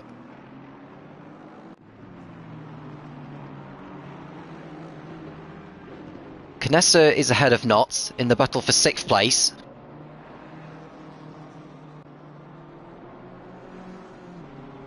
And drive-through penalty given out to the number 572 Team Fruloy.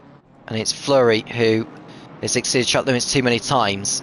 He's down in 27th and he's a long way clear of Sparciniak.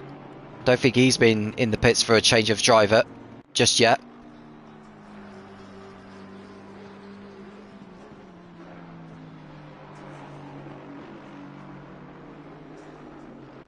Lap 45, the gap 6.7 seconds.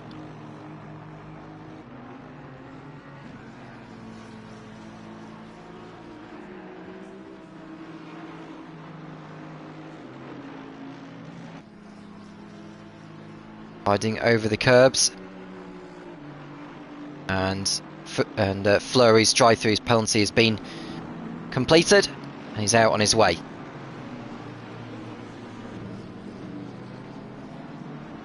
Seven, 8 of Berryman has been lapped, so the top 17 are on the lead lap at the moment.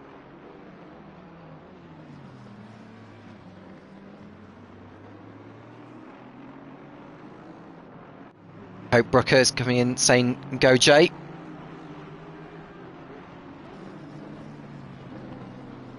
Welcome to you. And Brooker has done a superlative job so far in this race. The driver swap hasn't taken place within the T1 SRA crew yet, so Brooker won't be in the car for the whole race. Looking how far into the race we are, we're 1 hour and 7 minutes in, so he's only got a maximum of 28 minutes left in his allocation before he hands seat over to Tom Matthews.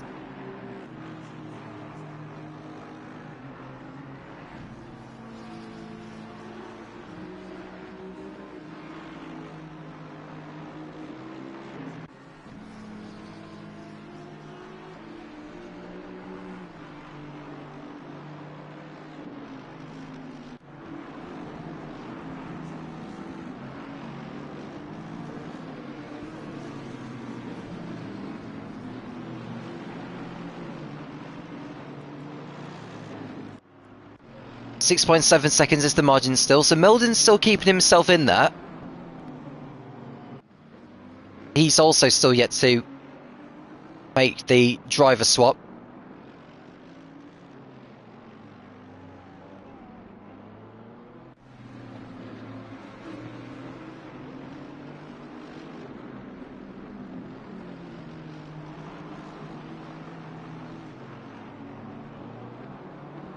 So over the line, what's the gap now? So it's 7.3, so I think the gap has gone back up a little bit. The final sector, I think, is where Brito is making the most time at.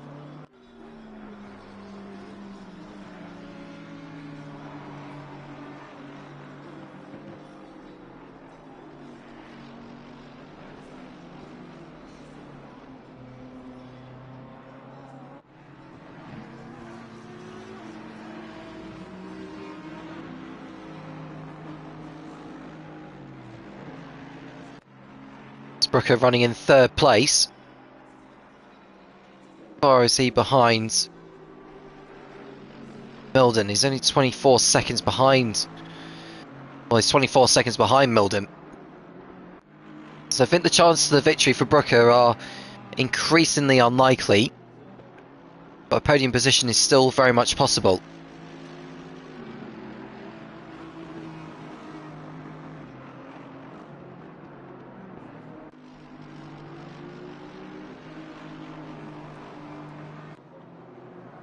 Just seen that Conway's fallen behind Van der Waal now. So that hard work that Conway put in earlier had gone to waste. He's now behind the Super Hutch Racing car.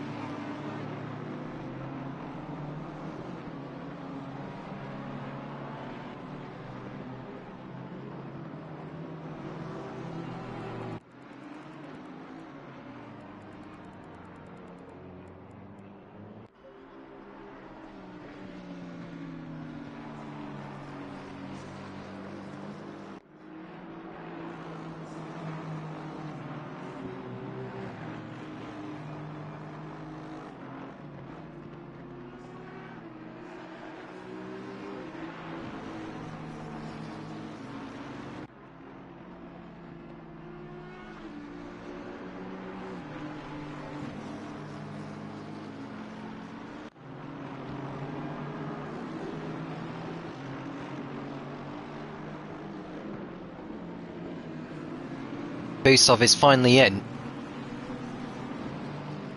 It's been in the car for over an hour and 10 minutes.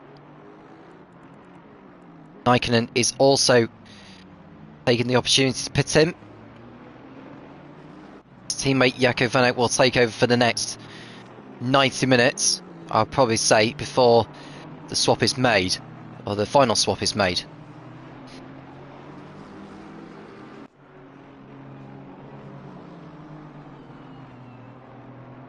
Raikkonen's actually done his stop now.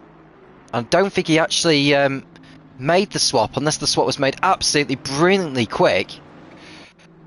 Let's have a look when he rejoins. I think it's still him in the car, you know.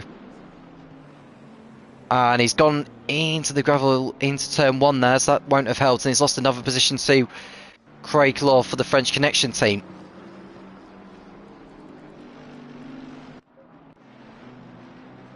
It's Liam Knott behind Giovanni Canessa in the battle for 6th place.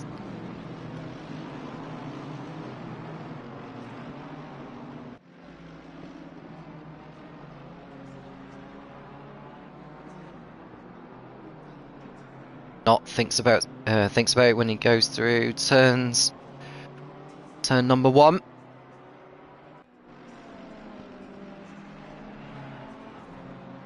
Through the cranny curves towards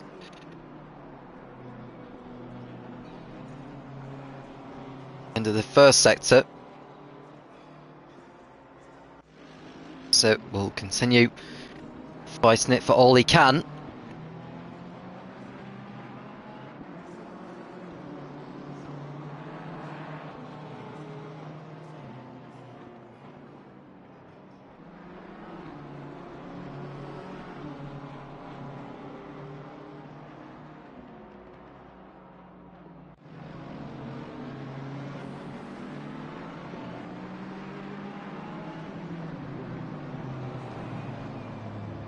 Oh, that's a spin for Canessa on the exit of the S's, and that's allowed not to go through.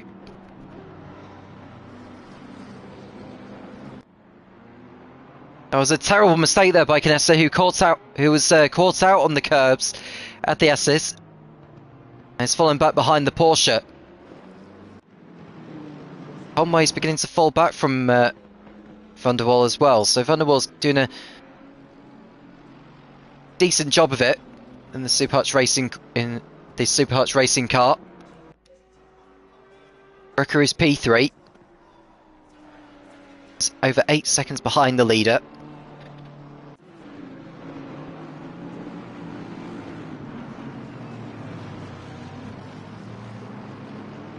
See, the sun is beginning to set more and more and more. Don't expect it to go into darkness by the time the checker flag has fallen.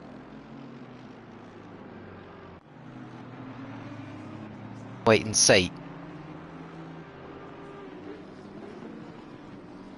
Track temperature 23 degrees, air temperature 21.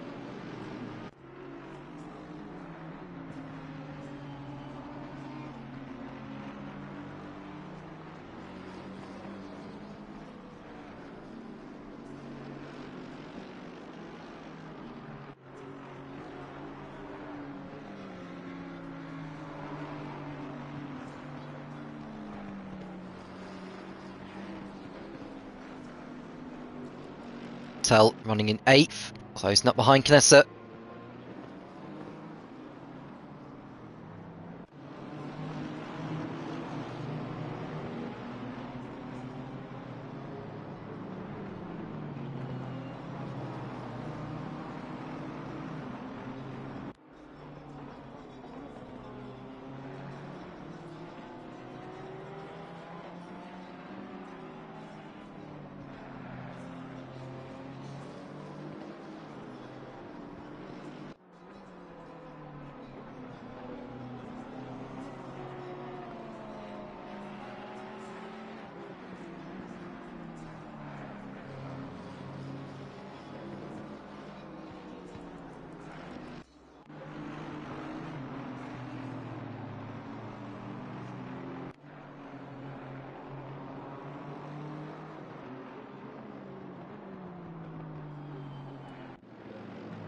Continuing to lead.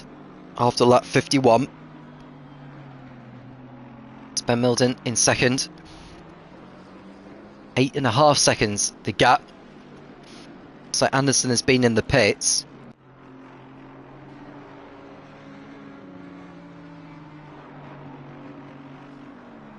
Adam Anderson will probably hand the seat over to Dan Naisbitt for the second stint. No, he's still out on track, so staying out there for a little bit longer.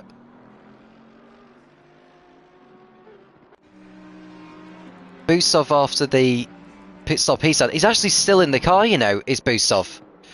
So he's okay for now in terms of continuing being in the car, but he's only got a maximum of 18 minutes left.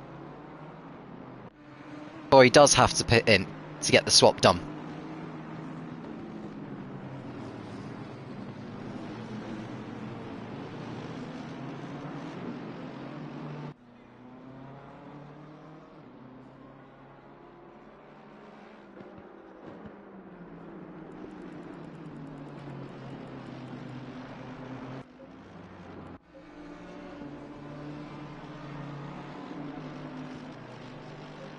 Vanderwall closing in on Brooker now. So Brooker, he's very much beginning to struggle.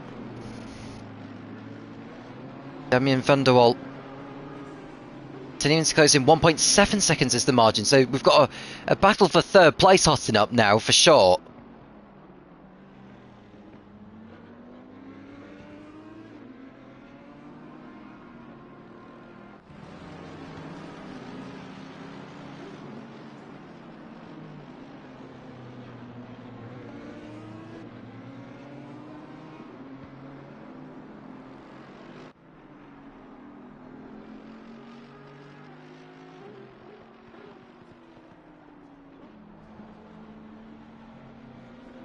Hour and 41 minutes remaining. Nearly halfway through this one. It's looking very, very good for high octane racing.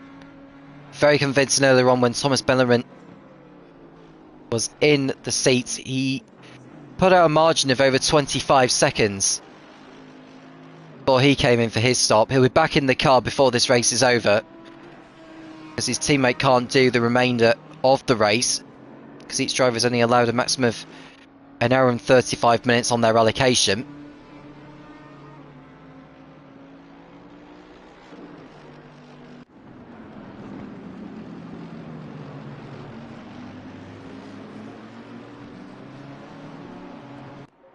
Conway under threat from Knott.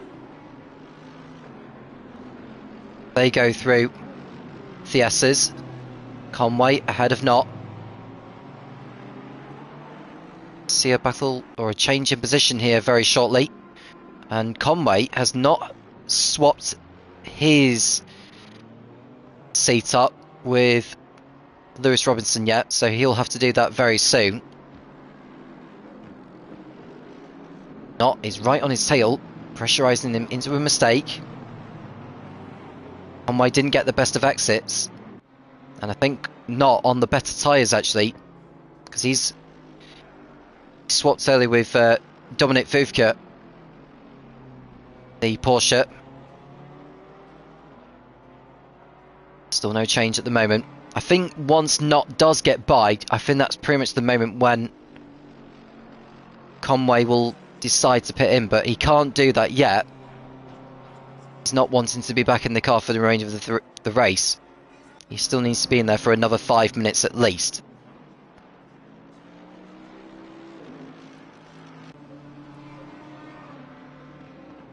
There's a battle for third place. Brooker and Van der Waal. 1 second is the gap.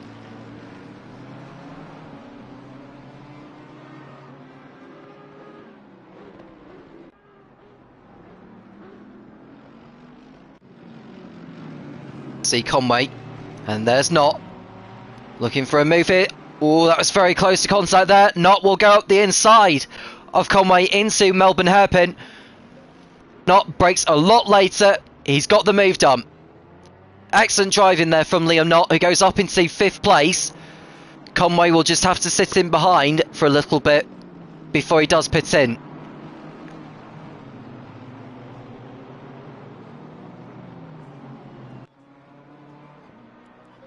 Underwood's dropped back from Brooker. I think he's made a mistake somewhere at the end of the previous lap.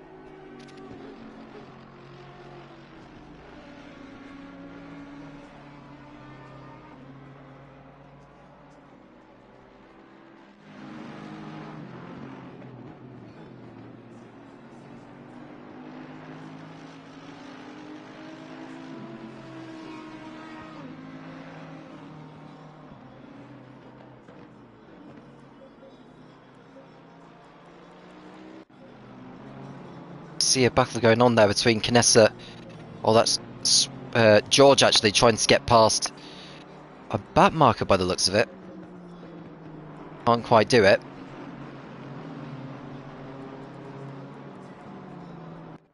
His lead is nearly 11 seconds now, so I think Milden's very much beginning to struggle, but if he's going to make the swap and not needing to swap again, he'll stay out there for another couple of laps before he can do it.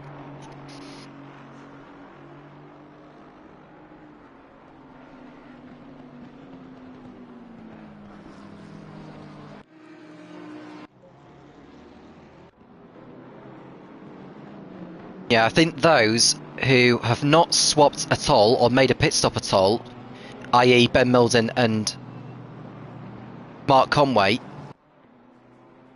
I think Milden has pitted.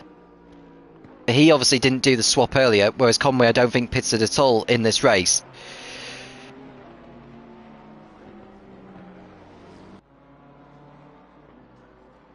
No, Conway did pit, but he's not done the swap yet.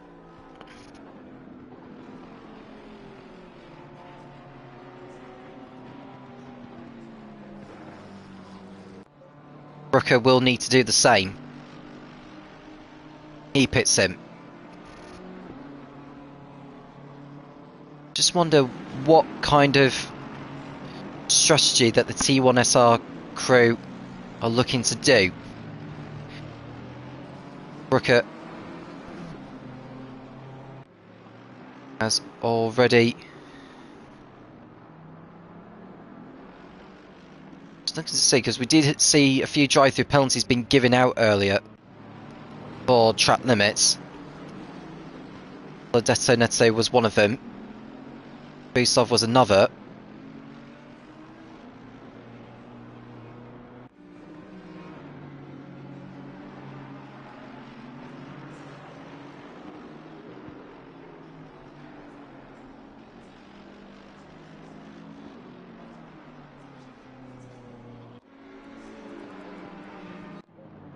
There's Sigurd. Behind George, that's Clark up the inside, and he's got through. Who's that off there in the background? There's some dust being kicked up. That would have been, I think that's Spasiniak who taking evasive action. It's Hardin running in 26th. Play that Busov is running in 23rd behind the African Thunder BMW of Voucher, I should say.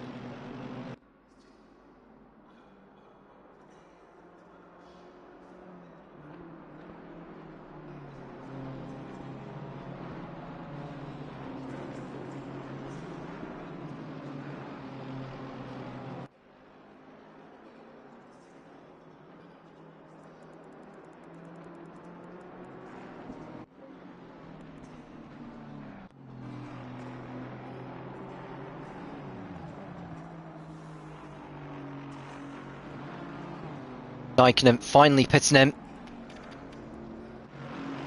He's been in the pits for some time actually, thinking it. Oh no, he's only just come in now, so decides to make the swap with his teammate Joko Vanek.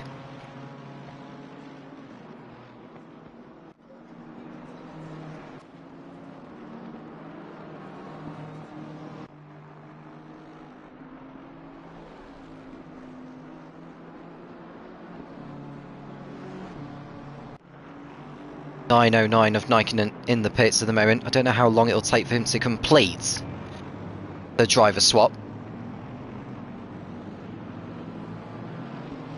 car is leaving the box now, but at least it'll promote Busov up a position.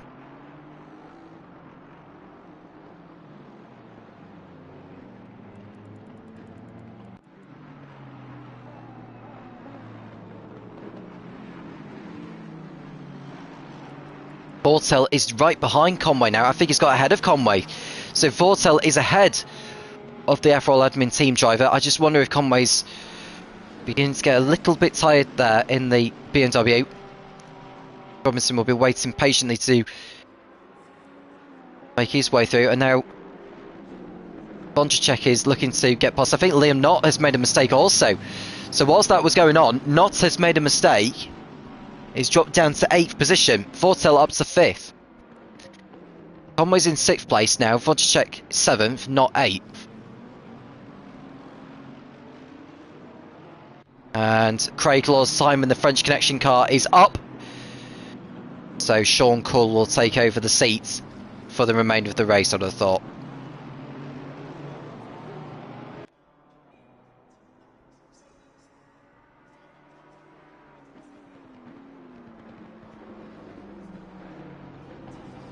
Check right behind Conway.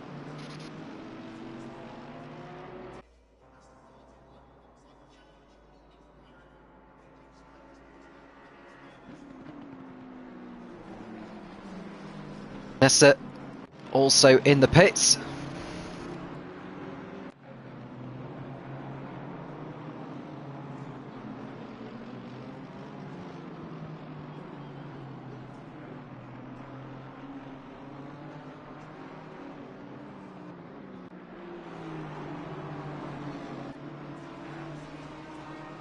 So Ben Milden running in 2nd. Jay Brooker is in 3rd. Damien van der Waal 4th. And it's Vortel, Conway, Vonchek, Knott, Clark and George in your top 10. Sigger is running in 11th place for the Meta Cortex team. Vanessa has given up the seat now, and we should see his teammate Alessandro Paveri take over. Should see the name swap as he's rejoining the circuit. Can't quite see it, so I'm not sure what's going on there. It may update as he's going through sector 1. We'll see in a moment. Yeah, so Paveri's in the car now, so I think when they leave the pits, sometimes it takes a bit of time for it to update itself. So Conway's in the pits, as is Christensen. So we should see Lewis Robinson take over the seat for the remainder of the race.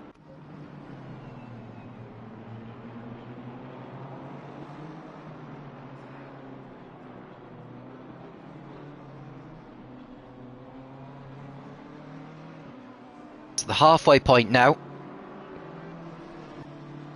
Ritter doing a superlative job for his teammate, who will be back in before the race is over. Oh, not with sliding like that though. Brewster is off the track. Is he in the wall? Oh, he just keeps his car out of it. Pushing too hard there at the Craner curves, and that's going to allow Milden to close in again.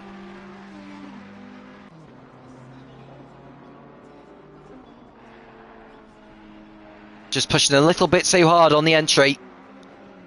That could have been disastrous.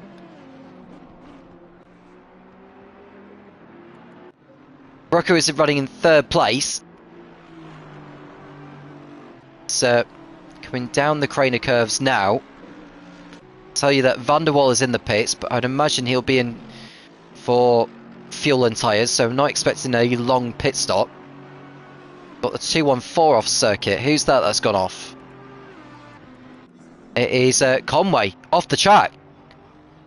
Straight out of the pits, and I'm not sure what's gone on there. Has there been a connection issue? Has there been someone else trying to take over the car or something? Something is definitely wrong. And I think that's they're out of the race. Disaster for the FRL admin team.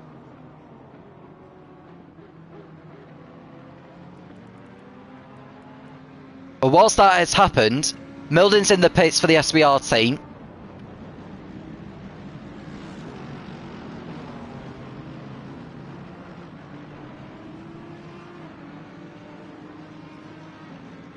So he'll hand the seat over to Sean Cull for the remainder of the race. Got Clark in for the Team M&M team. And we've got Sigger in for Metas Cortex. I'm not expecting driver swaps involving those two.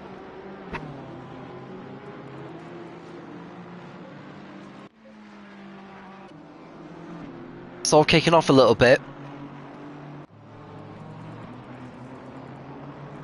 And it looks like Conway's not got out of the gravel yet, although he's reversing it. I think that must be Lewis Robinson taking over the car now.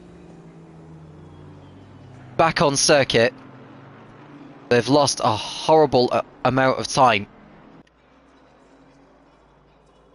Now behind, he's ahead of the Indigo Line Motorsport car.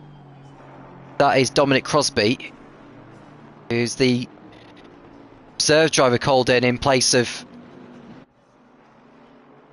Paul Trotman, who was in the car for Formula. I think Robinson's got an issue with that car. I think the way it hit the barrier at Redgate Corner, I think that car is going to need to come in and get some repairs done, because that does not look like a car that's ready to compete.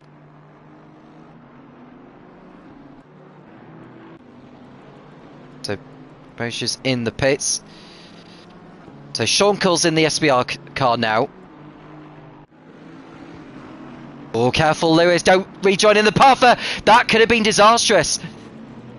And he's tapped the car round as well. Crosby's gone for a spin. Now, whether that was Lewis's fault or whether that was a mechanical issue, Crosby will not be very happy with that.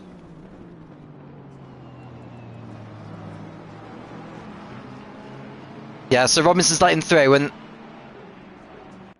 yeah, that's terrible for the FRL admin team. I'm not sure what's happened there. Oh dear!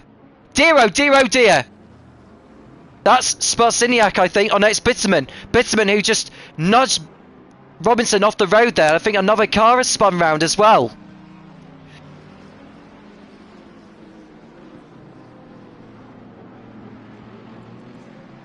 So Robinson continuing on for now, but those warming up the tyres and that tap on Crosby, I think will see him in a little bit of trouble later on.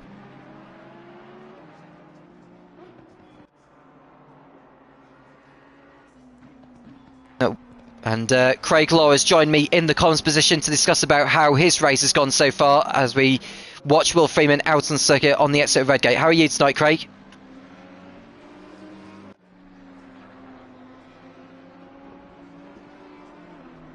I'm struggling to hear you at the moment, Craig. I don't know whether your mic is on mute at the moment.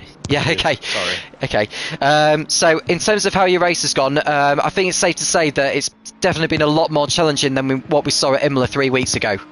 Yeah, you could say that again. I've enjoyed watching the stream since I've swapped over, and it made me realise that my race probably wasn't as bad as others. There's definitely...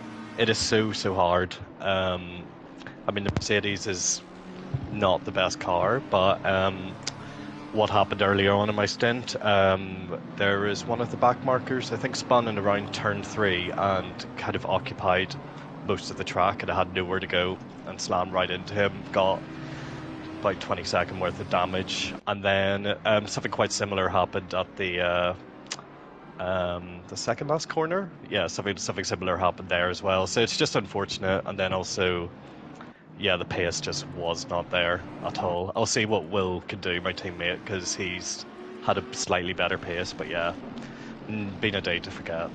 Yeah, well, I think it's probably a saving grace that victory in Imola has kept you in the sort of frame for the team's championship, with it being only a 4-round season. So the fact that you've got that victory on your belt last time out has given the team a little bit of confidence, but I'm sure tonight's showing between you and Will won't have helped the situation. I'm just looking at Will's car at the moment because the bonnet seems to be damaged on that car, so that obviously is not going to help with the performance of the machine as he's going around the lap. He's currently in P19, yeah, it's a mountain to climb here from there, isn't it? Yeah.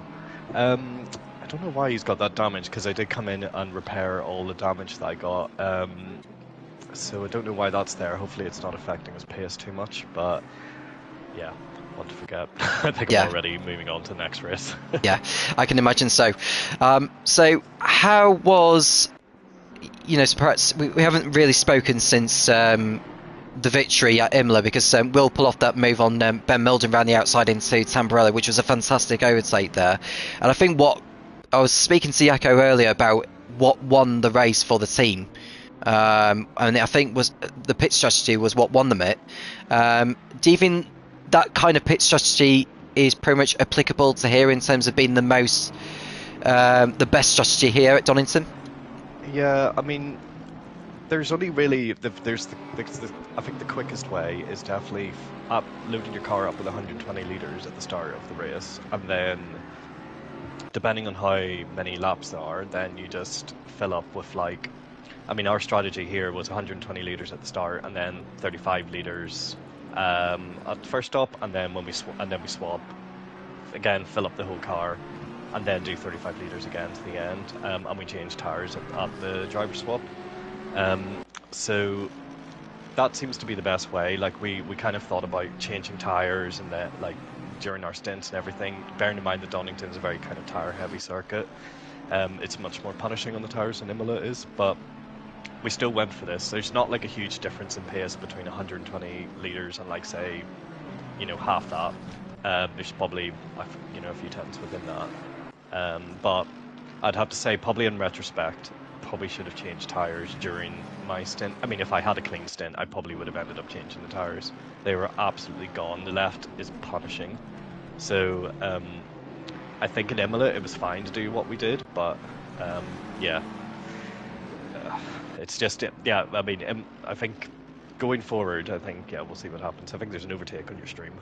Yeah, so I think it's just Robinson. Well, he's not actually fighting for position with someone, because he's just only been into the pits for repairs after some, I don't know whether it was a connection issue or some problems with his steering wheel or something like that from his end. But that was kind of similar to what we saw with the Way Haggis team when Cablo was out on circuit earlier and he couldn't control his car when it stopped at just before McLean's. So I don't know whether it's a similar issue to what Robinson had earlier on, but yeah, that's totally destroyed the team's race really from the efforts that Mark Conway had put in earlier, because he did a reasonable job earlier on. It's just unfortunate. Oh, we can see Robinson going off again at the crane curves. He's just avoided the wall, but that just sums up the team's day. Yeah, I mean, Conway was brilliant. He had really good. Oh, there he is off. Oh, I just see it now. Oh yeah, I'm just watching the stream. Yeah, he had ridiculous pace. I mean, I have to say, the first two. What happened to Tom, who was on pole? Where's he gone? So Blumenauer, he swapped earlier with Brewster in the high octane racing team. So Tom he swapped with him earlier, but we expect Bellarmine to be back in the seats because Brewster won't be able to do the remainder of this one because of the allocation he's allowed to have. So it's interesting the different strategies for driver swaps anyway. That people are driving swapping in and out. It's quite interesting that people are doing that. We might consider it for the next race. Yeah, well, the next round is at Mount Panorama in Bathurst, which I think is going to be pretty much a lottery of a race, really, because of the high loads, of which when you sort of going up and down in terms of the altitude and how fast the corners are, and also just keeping it out of the wall as well, because I think that's probably going to be the toughest race in terms of survival of the fittest, really. That is going to be absolutely deadly. It's going to be terrible. In some ways, it's terrible, but also, yeah, looking forward to it, I think. I mean, I don't know whether the Merc's going to be any good there either. It's really squirrely when you have to hold the I could imagine for the mountain, just when you have to hold the brakes even a little bit and do any kind of steering motion, it just swaps on you. It's really compared to the guys in the BMWs, they will absolutely fly around there. But yeah. Oh well. Yeah. Well, it's been a brilliant race so far in terms of viewership anyway, but maybe not so for the French Connection team in terms of where they've ended up during the course of this evening. Who's your money on for the race then? Because high octane racing are looking the most convincing car out there. Maybe Brewster's not been exactly the same pace as what Bellarmine has done earlier, but he's been doing a super job for where he is at the moment. But are they the favourites to win this race, would you say, or do you think there's still something else in there? What is Butch's times? What's he doing? Like So in terms of his times, let's have a look. So in terms of his recent lap times, there's a lot of laps on here done already. He's mostly doing 128s at the moment, so mid to late 1:28s on average.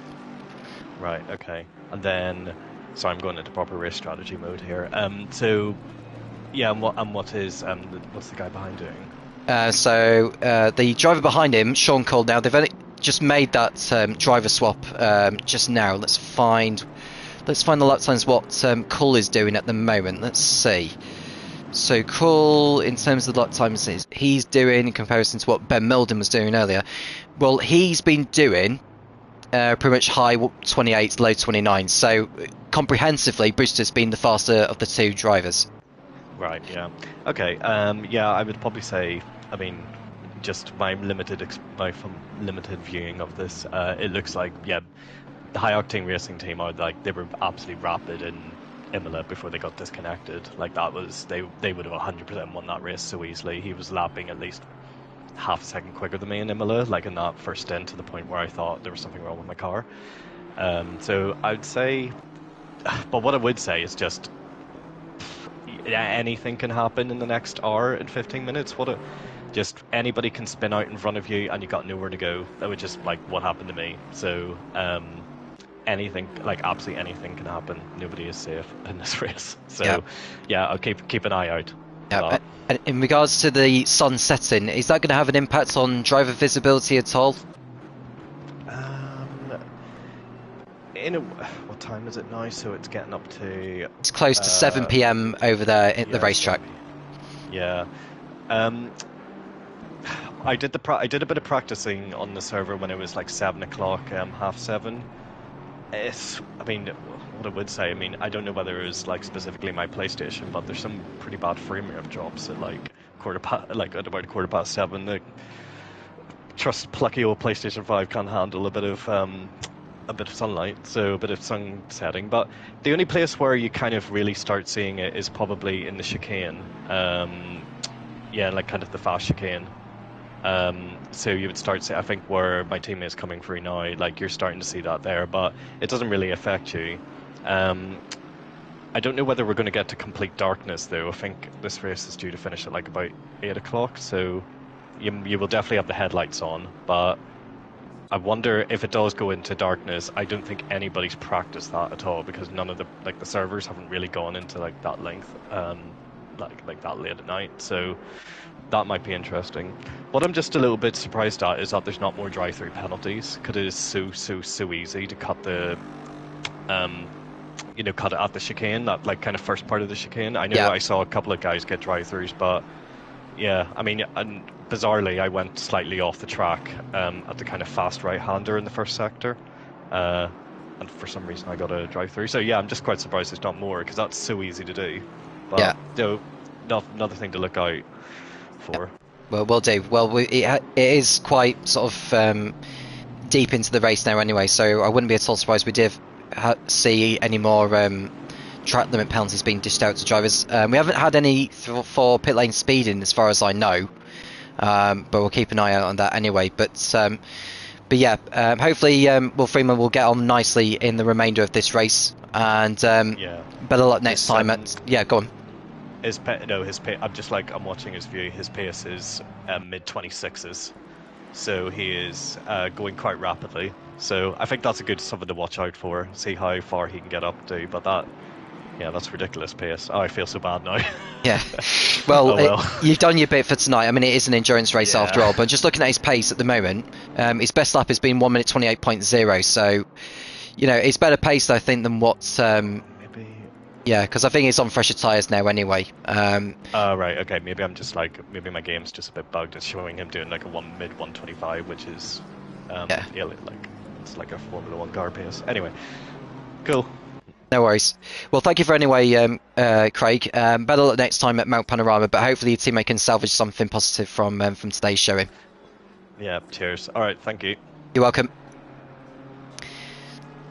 So Freeman setting some quality pace actually, despite the bonnet damage he's got on the front of his machine. How far is he behind Tobias Jorgensen? Just looking through sector 1. He's less than 15 seconds behind him. I don't expect Freeman to swap. He won't swap with his teammate Craig Law between now and the end of the race, but I do expect him to make another splash and dash for tyres and fuel, because as what Craig was alluding to earlier is how punishing this track is on tyres. So maybe the strategy that we saw in Imola that won the French Connection team the race may not be the best strategy here at Donington.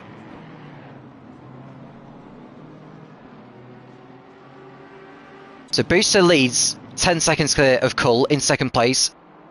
And then it's Stuart Hutchison for the Super Hutch Racing squad in third place. I don't think Hutchison will be in the car for the remainder of this one. We are expecting another driver swap. Tom Matthews, who was in the T1 SRA car for the remainder of this race. Jay Brooker was in there earlier. Jay Brooker's done his bit for tonight now. And behind Matthews is the number 99 McLaren of Robbo Vernke for the VRL Racing Czech Republic and Slovakia squad. In sixth place is the number 77 Mercedes AMG of Zdeněk Sik, and he's done the swap with his teammate Thomas Vondracek earlier.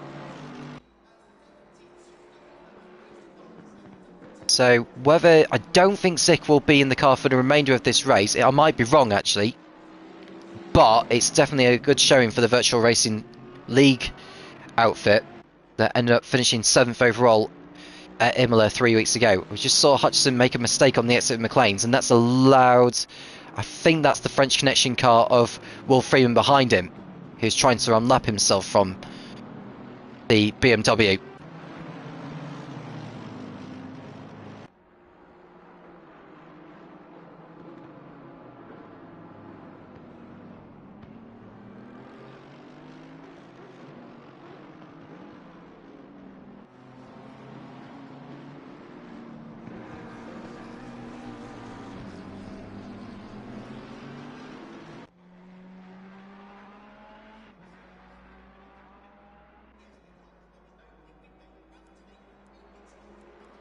One hour, 11 minutes to go.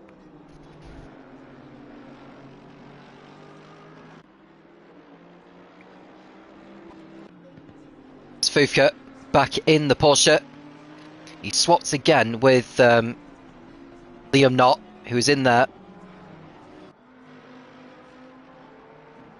Both of them deciding that Fuka needs to be back in the car and get some solid pace in there. Liam Knott didn't do too bad of a job, but he did make a mistake or two whilst he was in the car, but he'll get another go at it before the end of the race.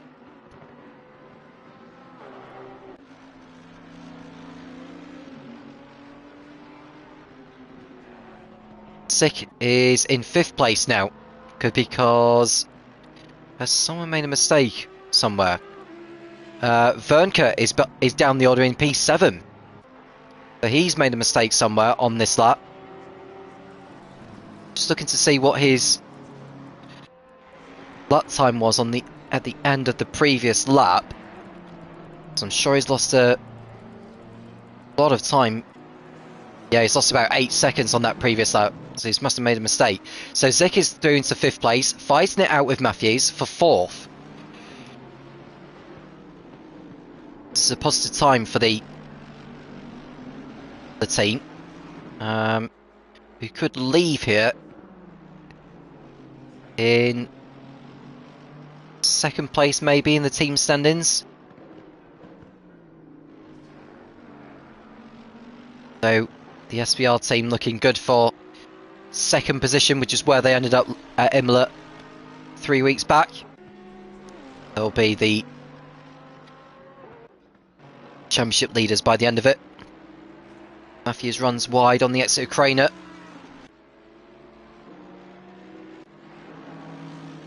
He's got Zick right behind, waiting to pounce as they go through McLean's. He's clearly struggling there as he rides the curbs. It's going to give Zick an opportunity to get a good run at Starkeys.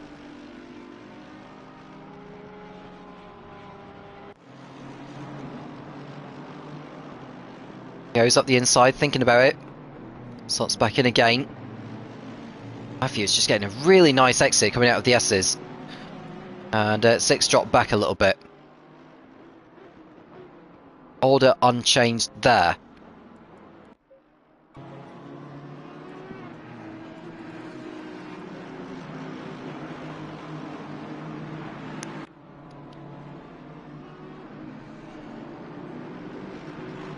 The top 8 all on the lead lap.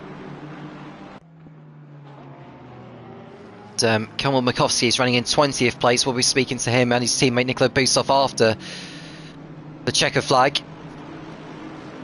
Discuss with them how their races have gone, or how their race has gone. Seen a battle going on behind. Is that the 242 battling for position? That is Anderson has just lost. I don't know if he actually lost a position. I think that's a car actually unlapping himself. Looks like Massa's right behind, trying to make his way through a back marker at the same time. Someone just coming out of the pits there. Can't quite see what that is. That is the African Thunder car. I don't know if there's a swap that's taken place. So Anderson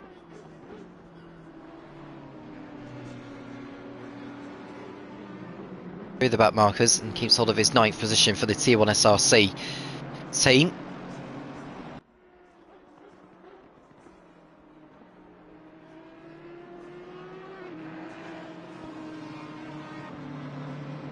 So through the curbs, or through McLean's.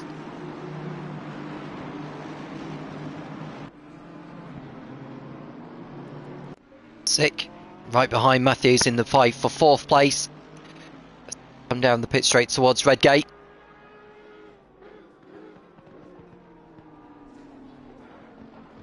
Matthews goes in too deep and Zick should get through. And he's up to 4th position. Nice overtake there. It's not quite showing the same pace as what his teammate Brooker did earlier.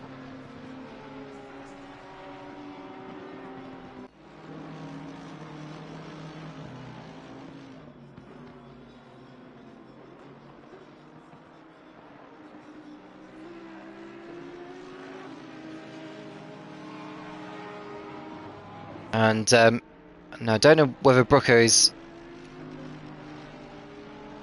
feels that his teammate's got a right rear punch and saying that Zick hit front or hit Vernker or whoever it was, but he's got through.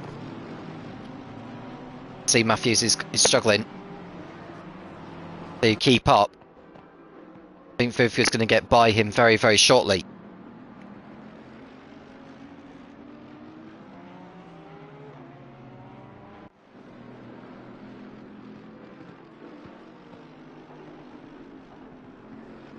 To Goddard's.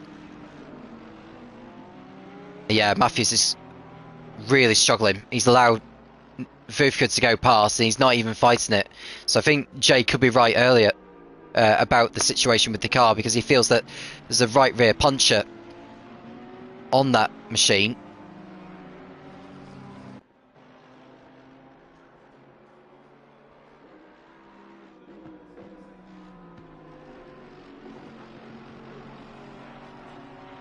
You can see the car is twitching around as he was going through the craner curves, so he's not going as quick as he would ideally want to be doing.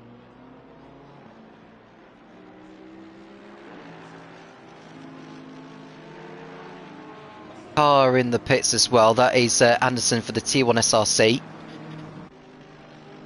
Dropping down a number of places by the time his pit stop is completed.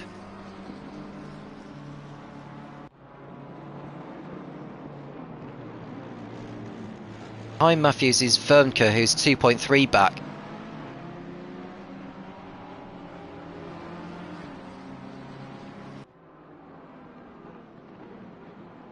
Air temperature and track temperature is coming down slightly.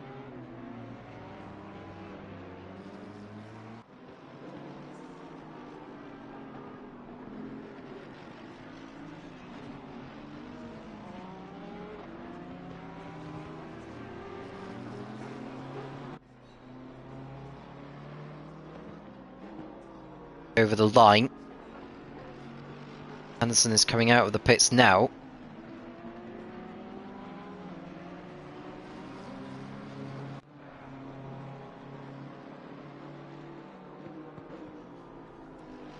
Sick. He's 5.3 seconds behind Hutchison. Going very, very strong.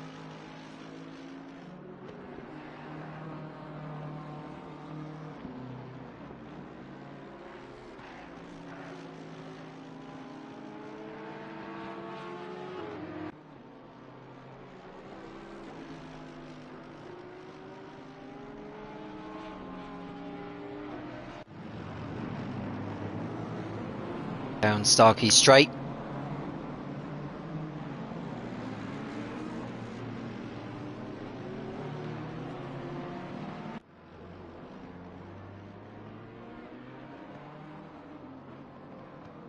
think what's going to come down to deciding this race, I think if Sean Cole's going to win this one, or the SBR team are going to win this one, they're going to need Sean Cole to stay out once Bridger comes in to give the seat back to Tom Bellerman for the last stint.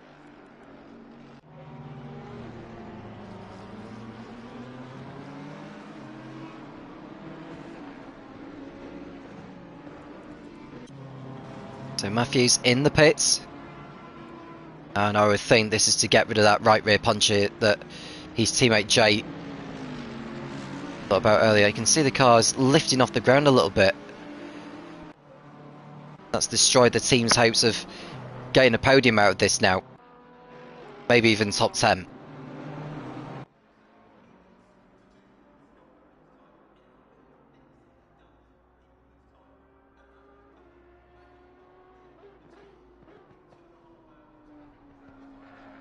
So the top 7 are all on the lead lap.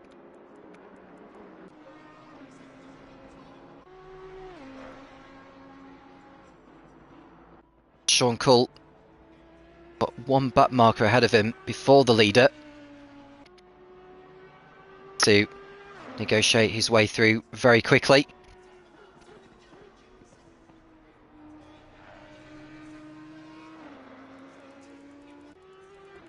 '28 still running from the 29 that started. We'd lost the YA Haggis squad. Technical issues. And Matthews has rejoined. Who's that pointing the wrong way? That is Morera in the Yotasi Tomcat squad. Running in 15th. He's dropped well down the order. Will Freeman's made up a position. At least it's some consolation for the French Connection team. He can go after those ahead. He's got another 5 seconds to make up on Tobias Jorgensen in the Feinberg Racing crew. And Sean Cole gets by the number 23 of Massa, who's running in 8th.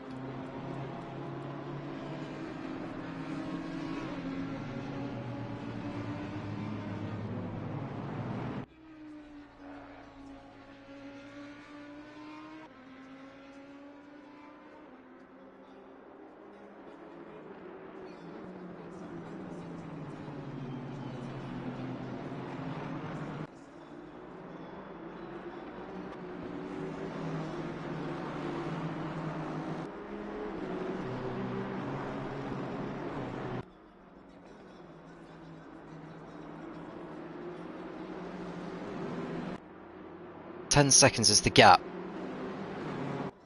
Bridger and Cole. Audi versus Bentley.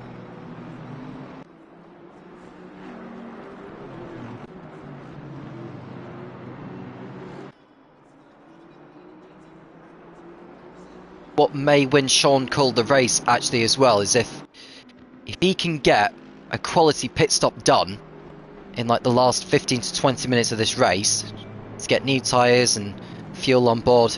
He'll be on better tyres than what Booster will be on when he gives the seat back to Bellarmine for the last stint.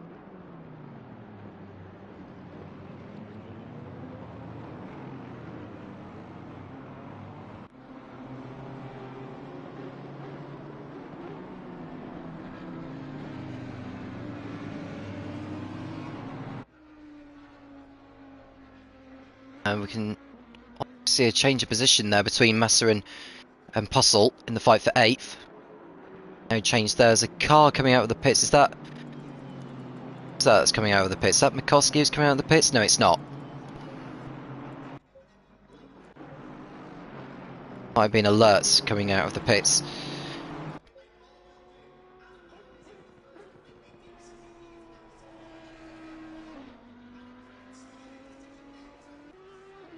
The amount of track position that Booster's got at the moment is incredible. Asked for better track position than where he's at as we speak. As we watch Sick close in on Hutchison now in the fight for 3rd place. This is battle hotting up. It was 5 seconds, only a few laps back. Just want to have a look at Hutchison times, actually. Help me know what he has been up to. So many laps on here, it's incredible. He actually lost 5 seconds on one of the laps he did. I think it was about 4 or 5 laps ago. And he was only setting at like, what, 1 minute 29s or 1 minute 30s. So we look at Zik. Looking at lap times he's doing. Yeah, he's going a lot quicker than what Hutchison's doing. A lot quicker.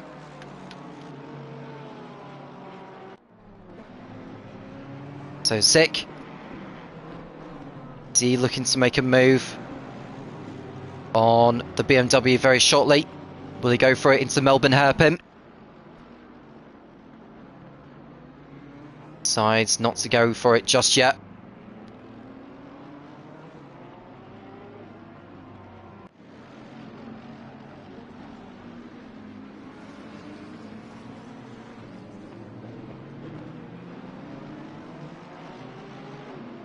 Coming up behind, that's the Ferrari ahead of him. That's as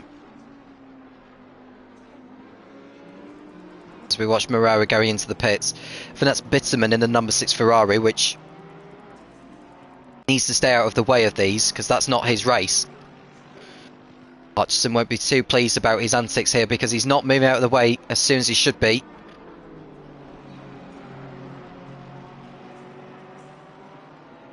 So lets them all through. That was very close actually.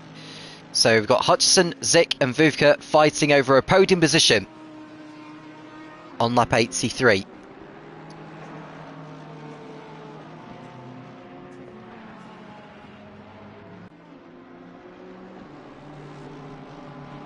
So 3-car battle for 3rd place. As course closing a little bit on Booster in the battle for the lead. So they all go through. The S's. 6 exit wasn't quite as good, and that's allowed Vodka to get a run on him. And he's having to go defensive into Melbourne hairpin. Vodka on the outside. Zik leaves him room. And Vodka is going to complete a move for 4th position, I think, in the Porsche. And he's got through. Nicely done there from Vodka. Now can he go after Hutchison for 3rd place?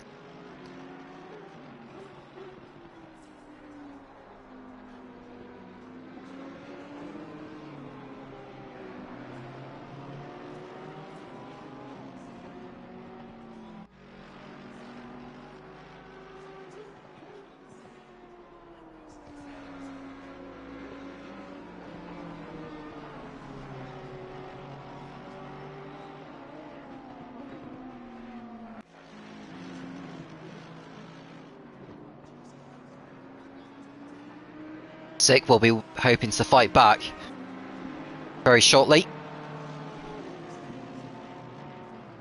You can see the drivers using their headlights. Will it reach darkness before the checkered flag? I would probably say no, but I could well be wrong.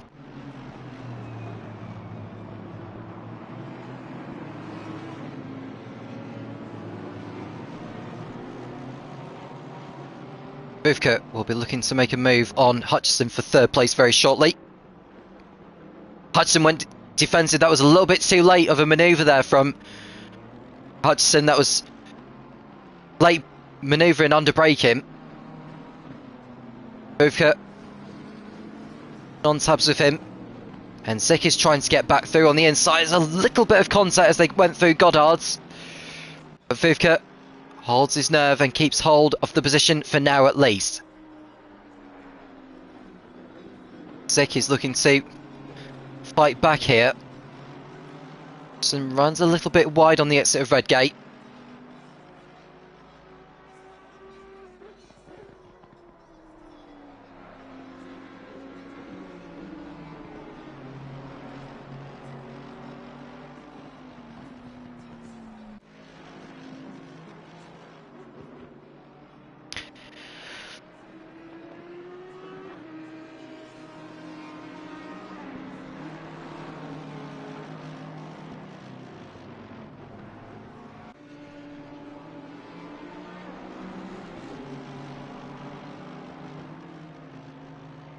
Go on Starkey straight.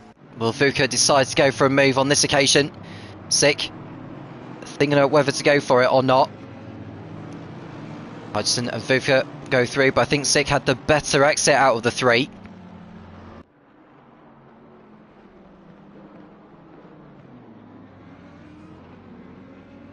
Vodka piling on the pressure to Hudson. I think he's through on the exit of Melbourne Hairpin, but Hudson will have the inside line for the next left-hander of Goddard's. And Vodka to the outside. Zick is waiting to pounce there. Zick can't quite make his way through, and neither can Vodka on Hutchinson. This is a really good strap. Oh, Hutchinson runs wide of Redgate though, and that's going to allow Vodka and Zick both through, I think. And Hudson is down to 5th. Now it's Vodka in 3rd place, Zick 4th, Hudson down to 5th. Gap between Booster and Cull is 9 seconds. Begin it at the last sector they've just gone through.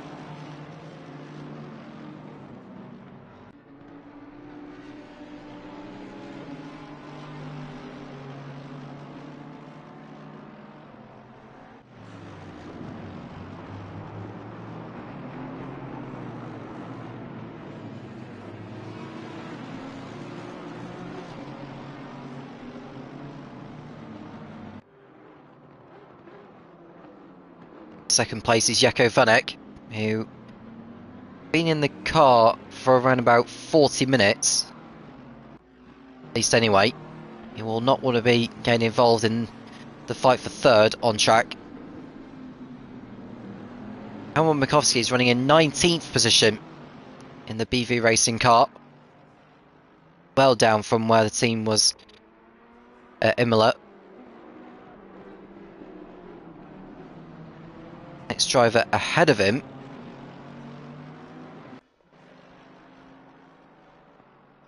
Dan Naisbitt. There's another 28 seconds up the road.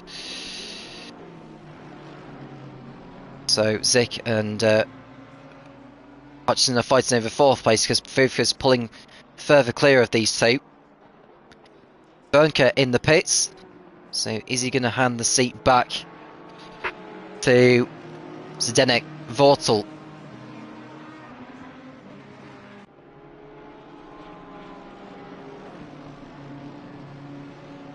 Find out in a moment. Has gone through, Postle's gone through, Piferi in the pits.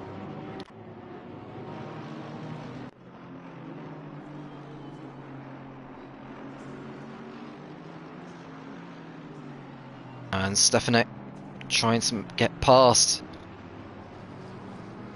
It's like Vernke, although it might actually be his teammate. find out when they go through the first sector. And Vodka is actually the one still in the car.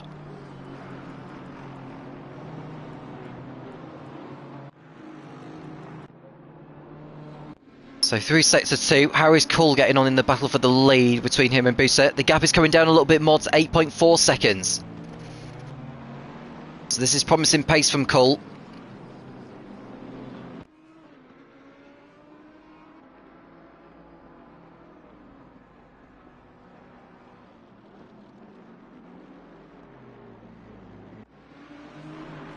We are for ESSA28 coming so close to victory. Lost the lead due to an overtake from Will Freeman around the outside of Ben Mulden into Tamburello.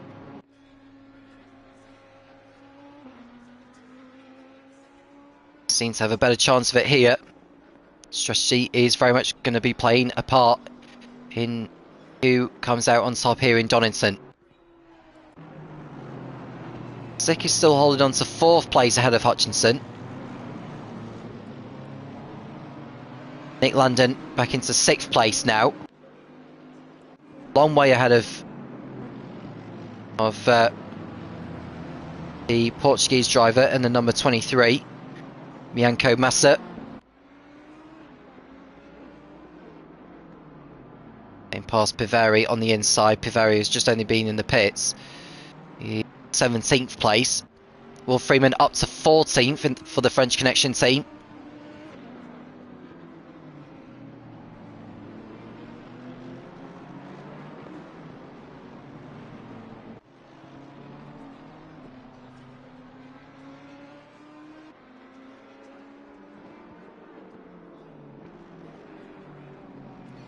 .2 seconds the gap between Buser and Cool now. Cool still very much in the fight for the win. Well ahead of 3rd place Dominic Vodka, who's only just going through McLean's, as Buser comes in. So Buser is in. Now, is that for a change of tyres, or is that for a swap as well? We'll find out in a moment. Cool is in the lead. I would expect the high octane racing car to still come back out in 2nd place, depending on how quick they are in completing the swap.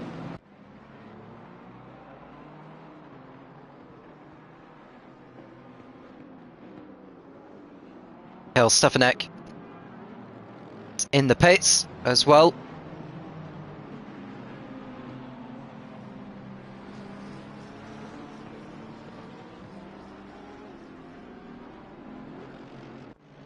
Vodka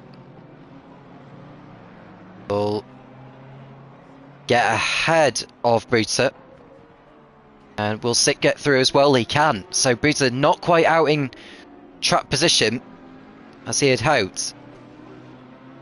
There's no reason for Sick to get out of the way. He is genuinely fighting for position. It's actually Bellarmine who's in the car, presumably for the rest of this race.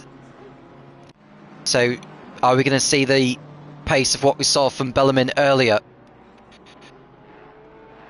I think high octane racing could well need it. So if Cole is going to win this race, he needs to get to the checker flag on the fuel and tyres he's on, or make a splash and dash with about 10 to 15 minutes to go, and then catch Bellarmine that way, because there's no question that Bellarmine's going to get past Zick at some point. Is he already through ahead of him? No, he's not yet. It's Bellarmine.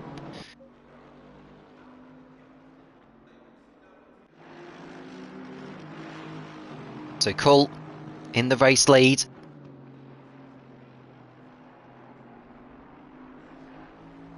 Wide a little bit. He needs to be careful not to exceed track limits too many times.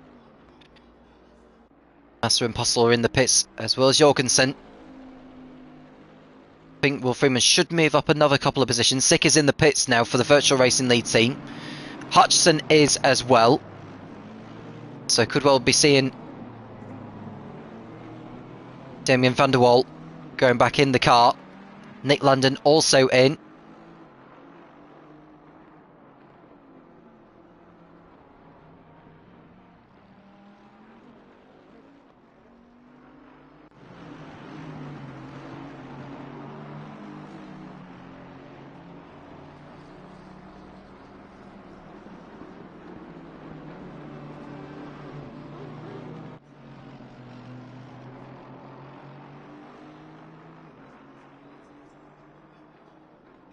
Cool. Going through. Red gate.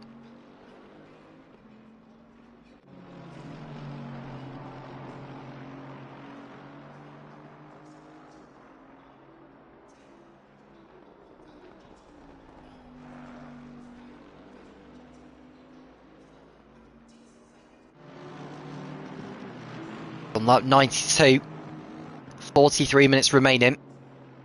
Bellarmine 3.5 seconds behind Vodka in third position. He is favourite to win this race. It just depends on the pace he puts in. Paul is actually the one who has track position. Whereas if you look at where Bellarmine is, he's got a heap of traffic to get through. I mean, he hasn't right now, because he's got Vodka ahead of him. But when they get up to a huge gaggle of traffic, that could be what trips them over. Well, Fonchicek is back in the Virtual Racing League car as well. He's running in 4th place ahead of Danny McCutcheon.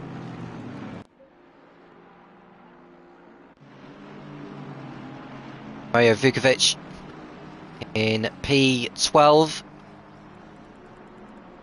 Also in for a change of tyres, I'd have thought.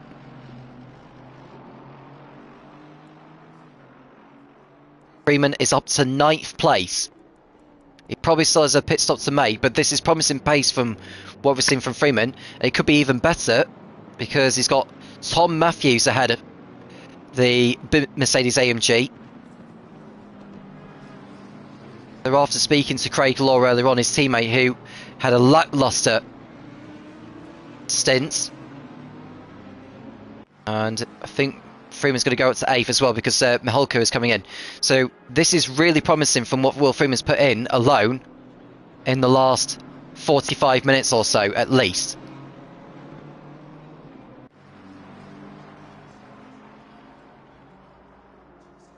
Vodka in from 3rd place. So that releases Bellarmine. He'll have some clean air ahead.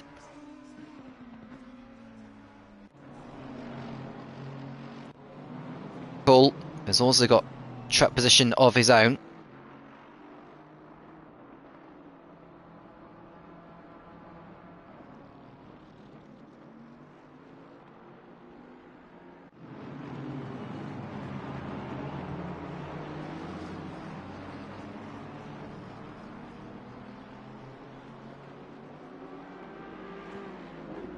So Vodka be joined behind Cool, so that's one less car for Cool to negotiate.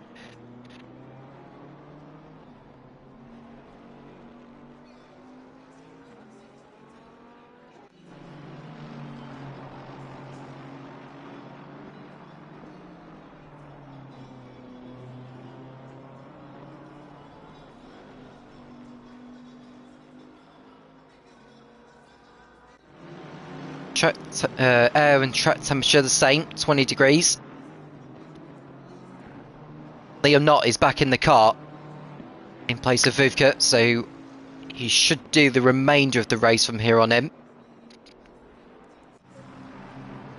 Got a battle for 6th place hotting up, or 5th place I should say, and that's Vernke behind McCutcheon.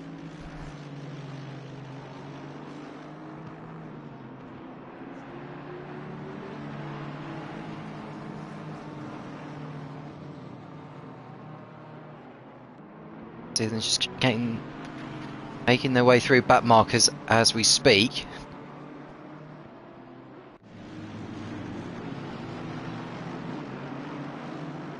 This could get a little bit messy if they're not careful. Those that know are not in so-and-so drivers' races remain out of the way. Clark ahead of Naisbitt in the battle for 13th. Got Kramer, 15th place.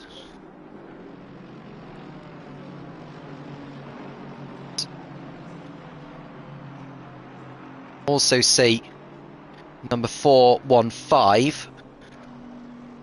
think Mihalko has given the seat back to Robert Berger.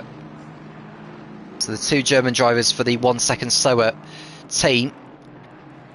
Bellerman has the fastest up of the race also. Well, the High Octane Racing team do anyway.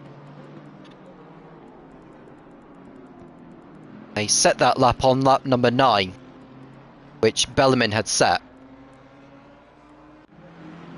So Cull ahead of Bellerman. He's in P2. Will Cull get ahead of the 415 of Berger? Should stay out of the way here, although he's not quite seen it, or they just sees him now.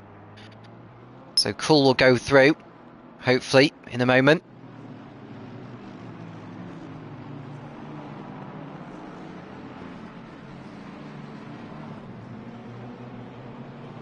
Really good pace from Cull. It's giving the SBR team a chance to win this.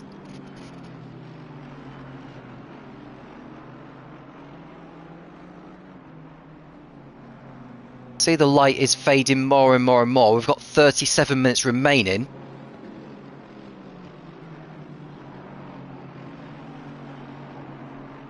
Pretty much a 2-horse race for the victory, but how close will it be?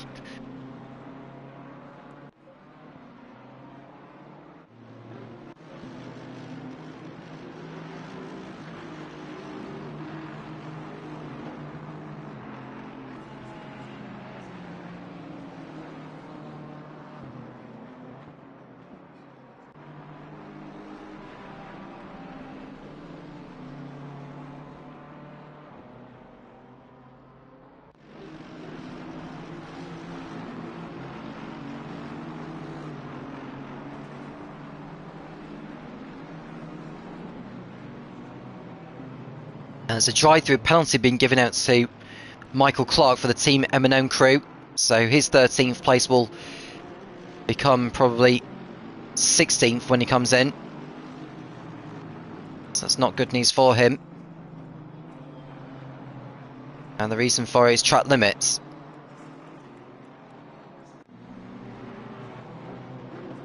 See, Cull's got through on the number 6 Ferrari. Or perhaps it maybe took him longer than he wanted it to have done.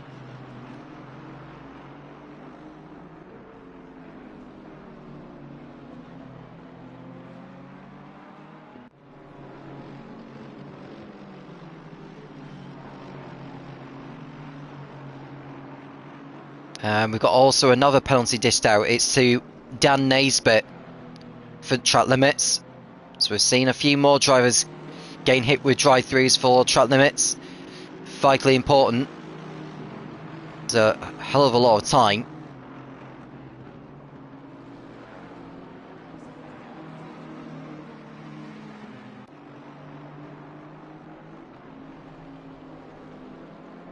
Down Starkey straight.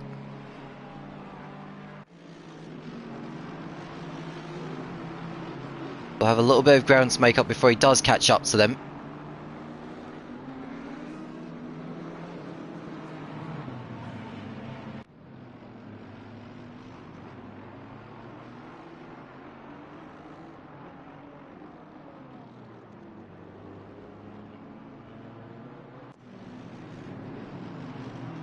See the number 23 coming in, that's Michael Clark, and Dan Naisbitt I would have thought would be in very soon.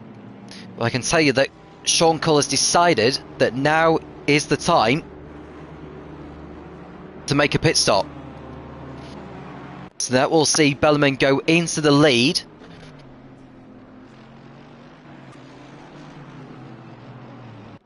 But for how long?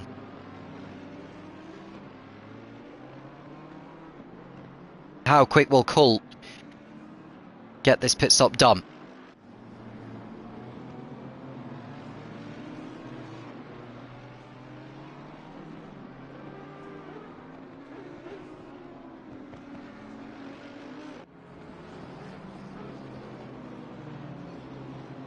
He's done his stop now. It's not far behind the leader.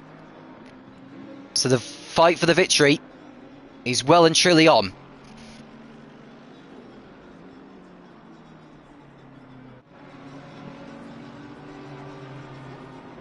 Bellerman's gone through set to 1. 5 seconds clear of Cull. And Vodka is ahead of Not now for third place. Promising signs there from the virtual racing lead team. He did a decent job at Imola. And they've got through ahead of the Porsche. And Naisbitt's got one more lap to do before he has to come in to take that drive through.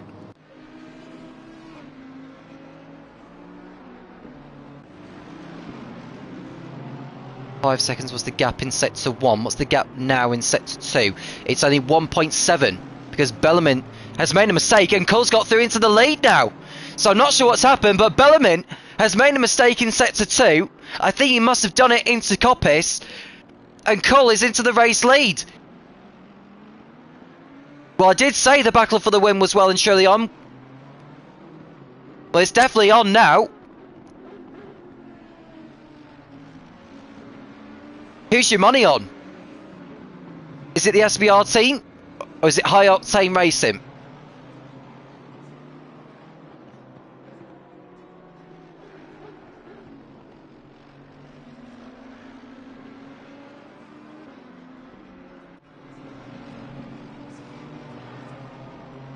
See the two nose to tail in the battle for the lead.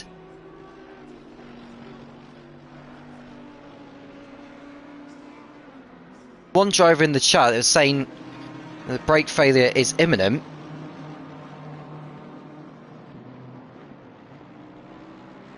Trying to see who that driver is.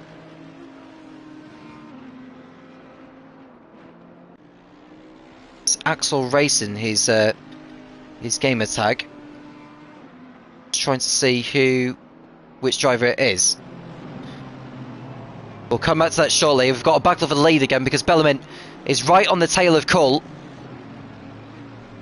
Very late into the race now, but the battle for the win is very much well and truly on. Now, the SBR team are familiar with this situation.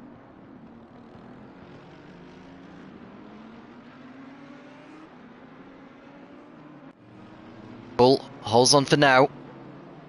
But Bellarmine is on the inside. It's a Goddard, and Cull had to really close in the inside line there. A little bit of contact on the exit. Bellarmine into the slipstream. Will Redgate be the corner for him to get the move done? He goes to the outside into Redgate corner. Bellarmine will look to have better traction on the exit. But Cull is having none of it.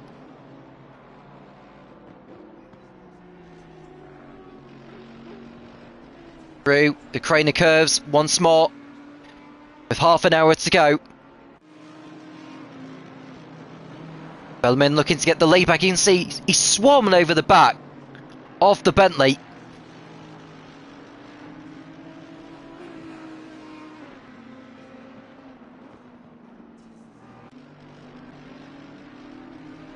On to check in the Mercedes AMG. He's only just going through Goddard's now, and he's a long way behind these two.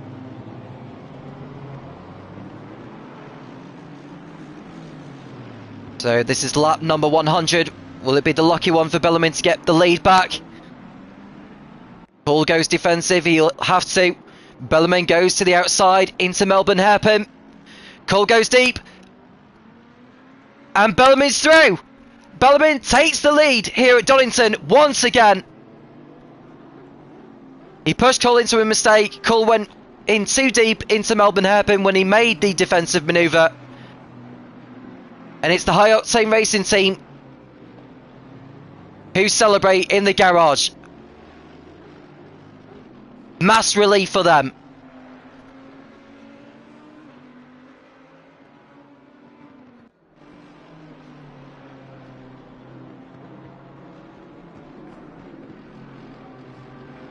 Freeman's running in 9th place at the moment. He's still behind Tom Matthews. Nose to tail. They are on the lead lap.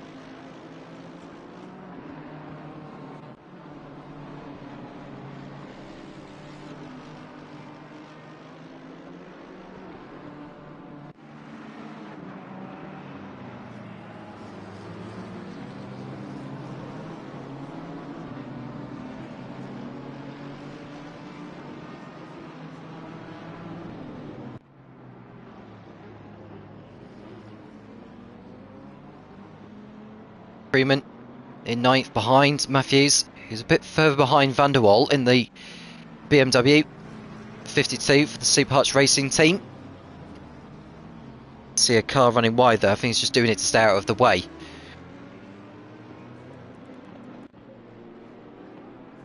See Bellarmine's trying to make his way through back markers, although he's having trouble doing that. Who is that he's trying to get through? I can't quite tell. Is that Anders? Is that the blue? So the driver is running in 26th place. So that must be Boucher for the African Thunder squad. I can say that Lewis Robinson is in the pits for a change of tyres, and it's been a race to forget for the FRL admin team. It's been a huge shame from where they were earlier.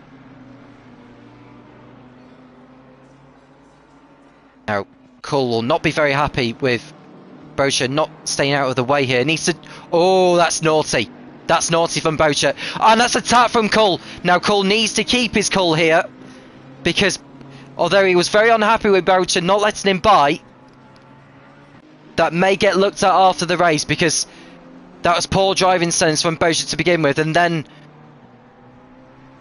it was even worse really from Cole, the way he ran into him. So I think there'll be a few words after the race between these two.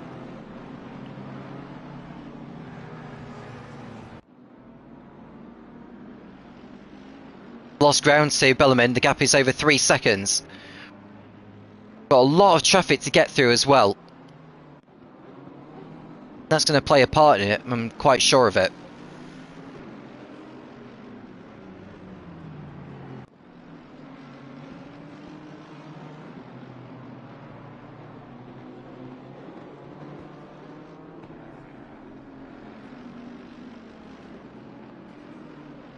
Daniel Van der Waal, or Damien Van der Waal I should say, running in 7th position behind Vodka. This is a battle for 6th place.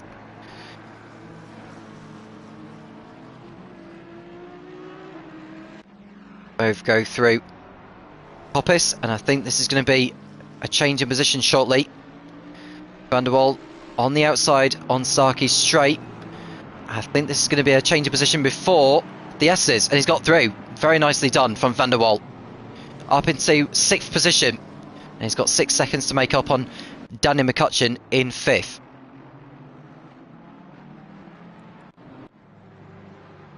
So Freeman in 9th.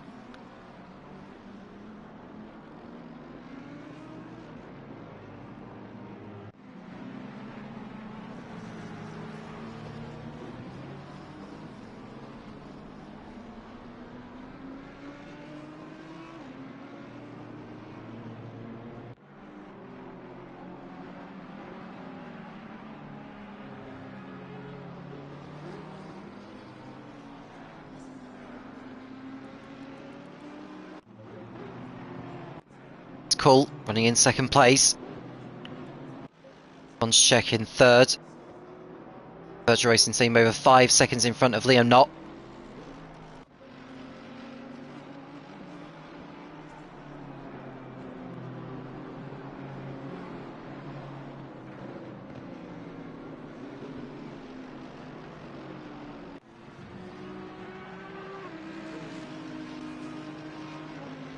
See, there's the 5-7-2. Well down the order. That is it's the Team FRLACC car of No 4. Oh, 04.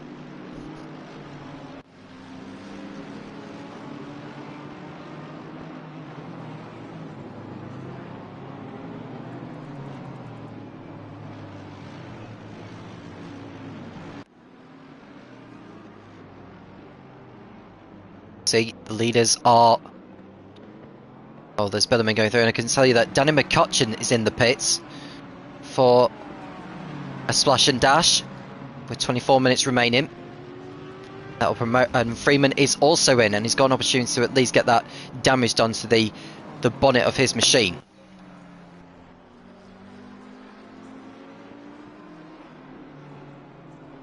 Should promote a number of cars up some positions.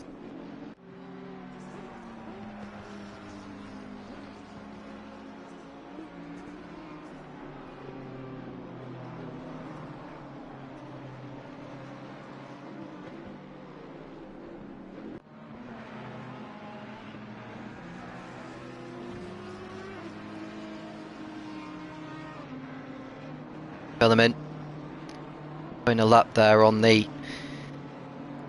That's the B. Is that the BV Racing guys just put a lap on? No, it's not. It's the Yotasy Tomcats Motorsport Squad.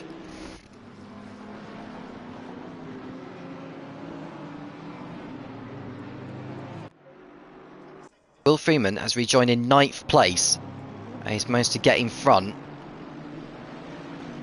of. Did he get in front of the TSR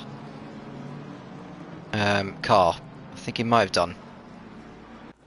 I think Berryman is in the seat and Freeman's got ahead of him in the stops. So he's rejoined in 9th place, so that's actually a really positive sign for the French Connection team. Freeman can just go to the end. He actually didn't change or do the repairs on the bonnet because he knew that it would take him too long to do. I think 9th is the best he's going to be able to achieve from here on in. He's got Varkov Papisl right on his tail as well. The gap between the leader, Tom Bellerman, and the second place man, Sean Cull, has increased a lot. It's over 8 seconds.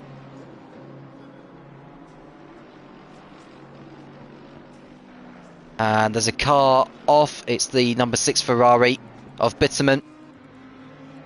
Who's had another race to forget, to be honest with you. It's just been a low-key race for the team once more here tonight. Expected to be at the back. So many laps down. And Jeko Vanek is in the pits for a change of tyres.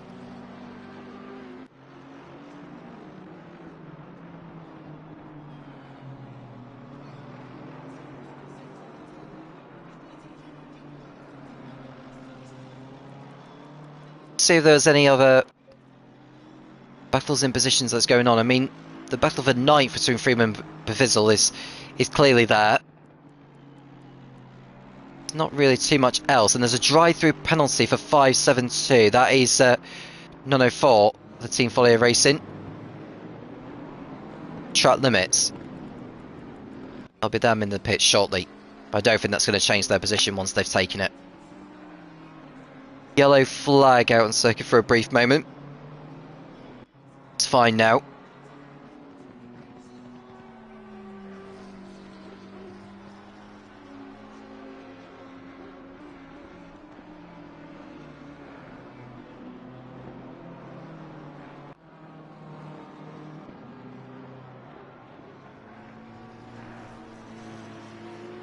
Bellerman doing a superlative job on his second stint, showing the pace than what we saw at the beginning of the race. And Ball's drive-through has been taken quickly already, so he's down in 27th. Robinson, meanwhile, is down the order in 26th, a long way back from Boucher. He's not really fighting with anyone right now.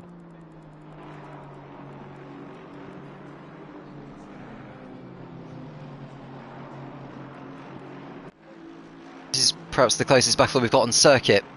Freeman and Papisl for 9th position. Freeman is on the better tyres.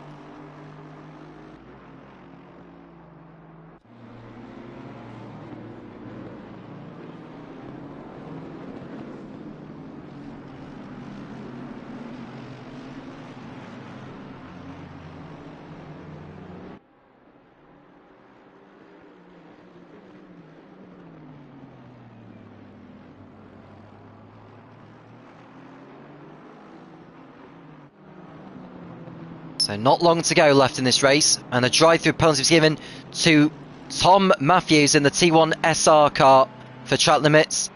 So he'll be losing a position at least. It might well just be the one position he'll lose once he does come in for his drive-through.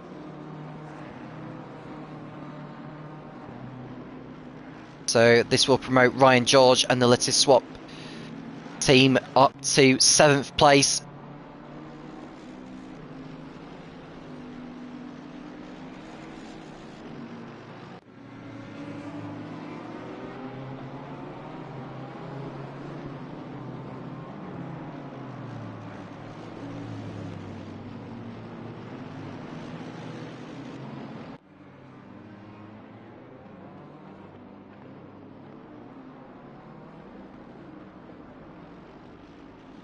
Go back to the battle for 9th place because Bevizzle is closing a little bit more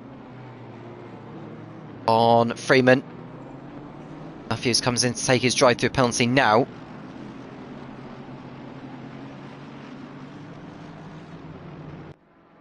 We'll see a few more drive-throughs before this race is over, so just keep an eye out for those.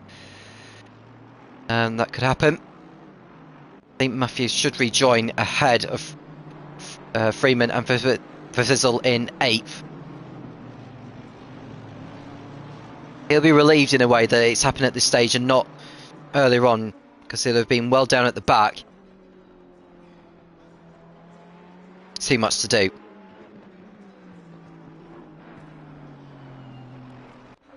Matthews is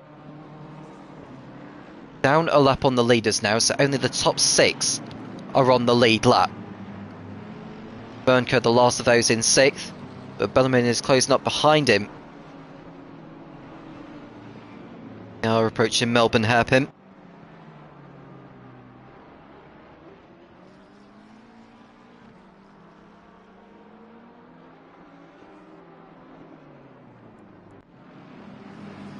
In case you're wondering what the battle for 3rd place is going on at the moment, well, Vonticek is 8 seconds clear of 4th place Liam Knott.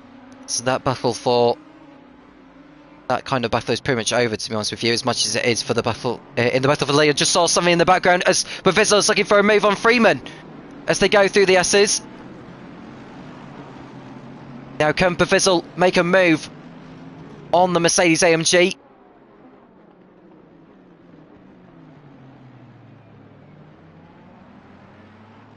Freeman holds on.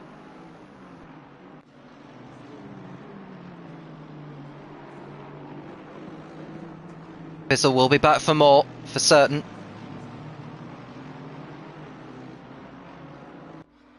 It's wide on the exit. He drops back again. There's another battle going on as well between Paveri and Kramer for 12th position.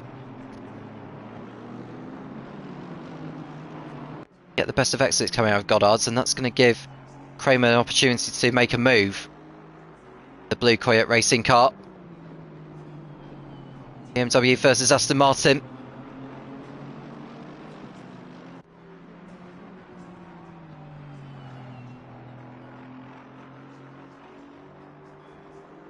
Oh, he got nearly out of shape there, did Paveri.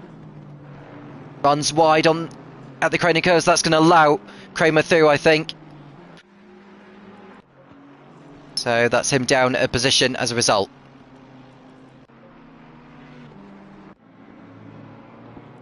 Kosky in the pits for the BV Racing team. Sigur will go through. Problem. Herrera will also head through. Naisbit. He get through also. Limbs is further behind in 21st place, so I'd expect McCoskey to be rejoining in 20th place. So we've got around about 10 laps remaining in this race. Bellarmine continuing to dominate, although I think we just had a spin involving the... I think that might have been the 572, is it? Of 904. It's probably just staying out of the way of the leaders who are coming through. Oh, he's going through the advertising boardings there. And he's actually got a piece of the advertising boarding attached to his rear wing for a moment, and it just flew off. Yeah, he's got a problem there as far. He just needs to be coming up to rejoin into the path of the other drivers. And a stop and go penalty has been given to Cameron Makovsky for speeding in the pit lane. And it's a 30-second stop and go penalty. So So that'll drop him back even further. You can see that Forrest struggling to get the car turned in. Just needs to be careful not to get in the way of the other cars. He'll want to try. I don't think he's going to be able to go through that entry of the pit lane because I think that's closed. So he'll have to do it the normal way and get in. Yeah, so he's coming in. Just needs to make sure he slows down to the pit lane speed limit. Oh, you can see how bad the steering really is as well.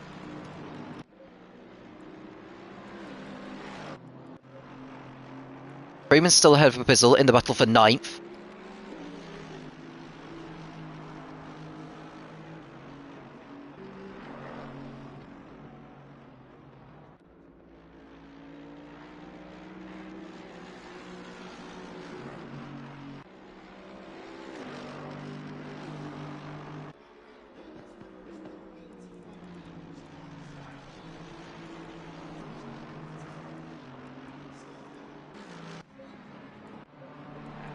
Is going to be in there for some time, so imagine maybe Bitterman might close in a little bit, but he's a long way back. Bellerman continuing on his way on course. High Octane Racing to come away with a massive haul of points, maximum points that they're on course for. Stands 16 seconds clear of Sean Cole in second place. Bellerman just needs to make sure he keeps his car within the track limits as well.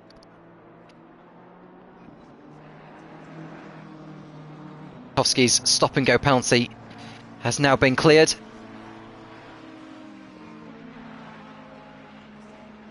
I think he's behind Crosby in 22nd place now. He is.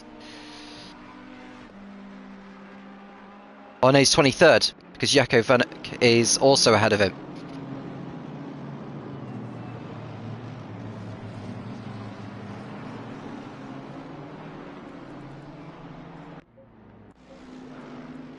See, Darkness is approaching, but they haven't got long left.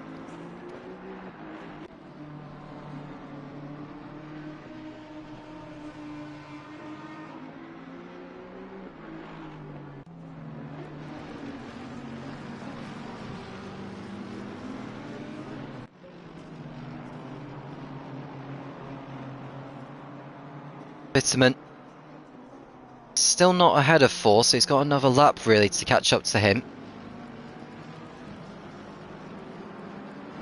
There for some time, for a long time in fact.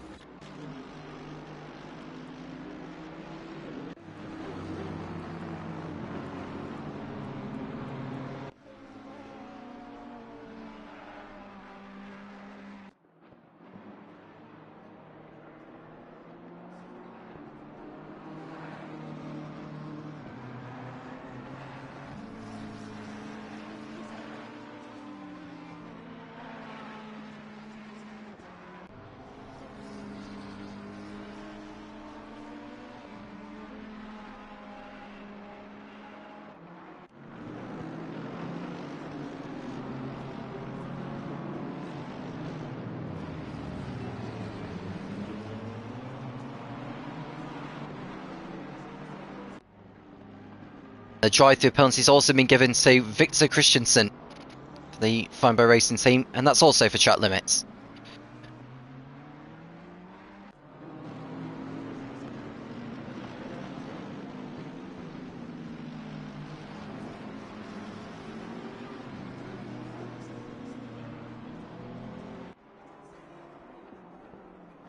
Christensen goes in. Probably lose 3 positions, I would have thought. Naisbitt is coming around the last turn.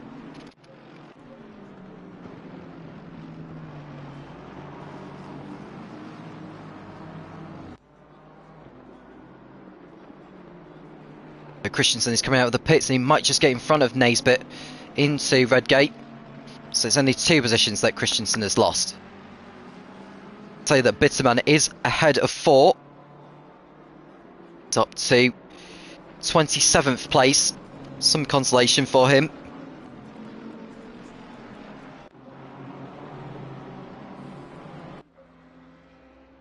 There's Vernco getting out of the way of the leader.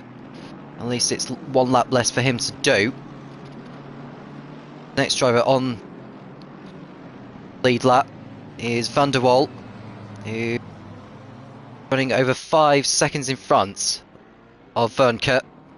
So Vernco will hope that Bellarmine will put a lap on him as well.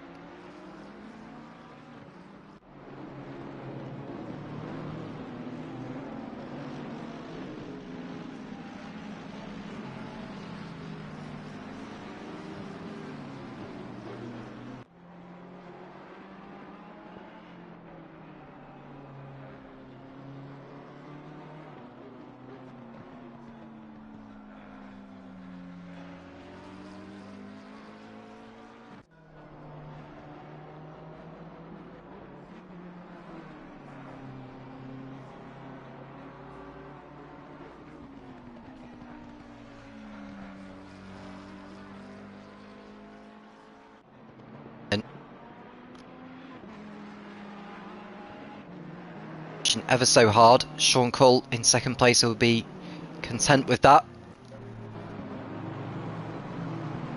See Liam Knott being unlapped by... So has just gone past him there. Is that Clark has just gone past him? It is Clark. So Liam Knott, I wonder if he's beginning to struggle a little bit. Well, less than 8 seconds behind him. They've got around about 5 laps to go, so he'll have to get a move on if he wants to make a move on the Porsche.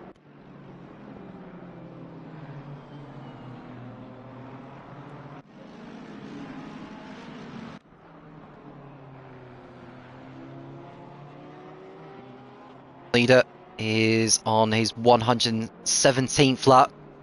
And looking at the lap times he's doing, he might do an extra lap. Though he may not want to. He may decide to slow down a little bit. Just to make sure he doesn't have to do that 1 lap, just in case he's running short on fuel.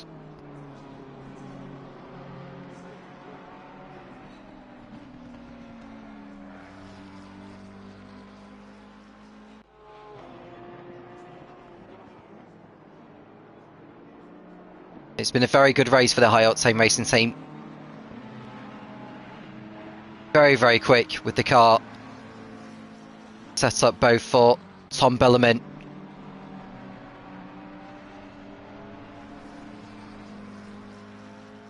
and for Wojtek Bridgeton.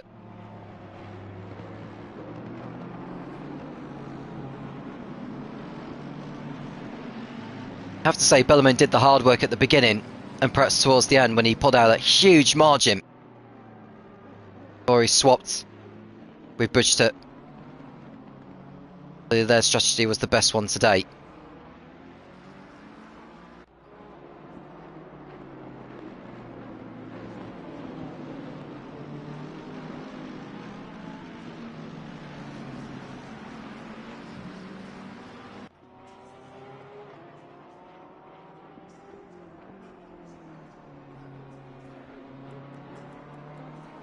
Freeman's still holding on to 9th place ahead of Bavizel. Bavizzel's dropped back a lot. He's fallen into the clutches of Berryman and Kramer. Well, Berryman behind, Kramer's another 9 seconds adrift. So Freeman's done a terrific job on the stint that he's done compared to what Craig Law was doing earlier. He lost time thanks to a spin and he got involved in someone else's collision as well. So the fact that Freeman's up there in 9th position must be mass relief for the French Connection team. After qualifying only 10th.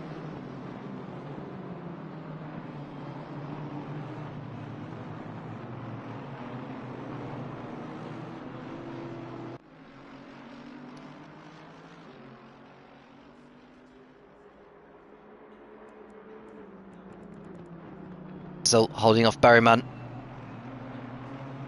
Top 10 place.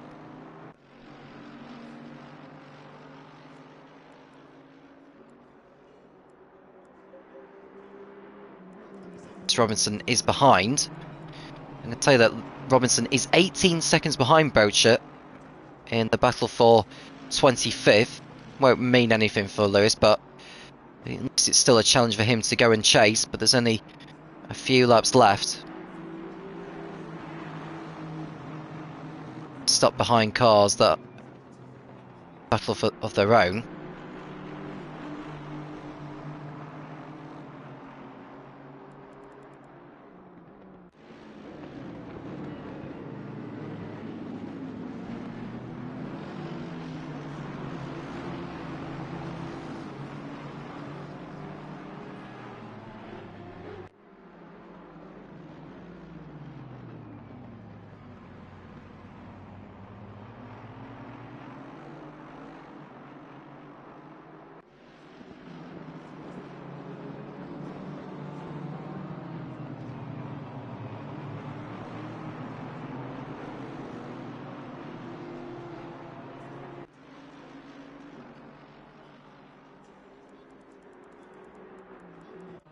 Gap between Bellerman in the lead and Cullen second was 22 seconds.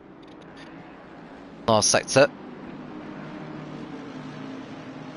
And there's a drive-through penalty being given to 195, and that's Mikovsky. So that's their second penalty in the space of 15 minutes. And this is for track limits. Given how far into the race we are now, we're less than a couple of minutes to go. Might just go to the checkered flag or something, although he may decide not to risk that. Bellerman has started the 120th lap, and I think this is going to be his penultimate lap, depending on what he decides to do.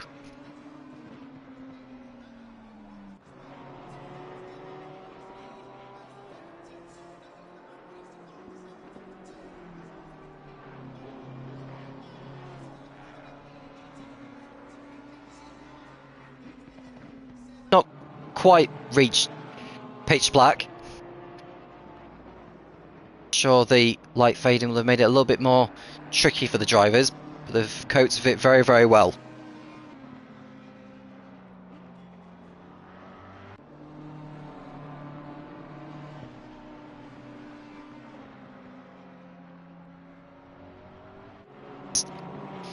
Damien van der Waal.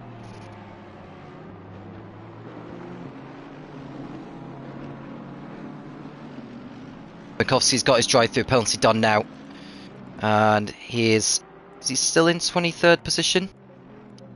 He is, so he hasn't lost anything. That drive-through. There is Bellerman around Goddard's, and he's going to be starting one more lap. So here we go, one lap to go. The 121st and final lap of the race. Tom Bellerman and his teammate Wojciech Bujta have been absolutely splendid during the course of this evening. Now we've got a spin for the number 6 of Bitterman at Melbourne Hairpin, but he's able to continue.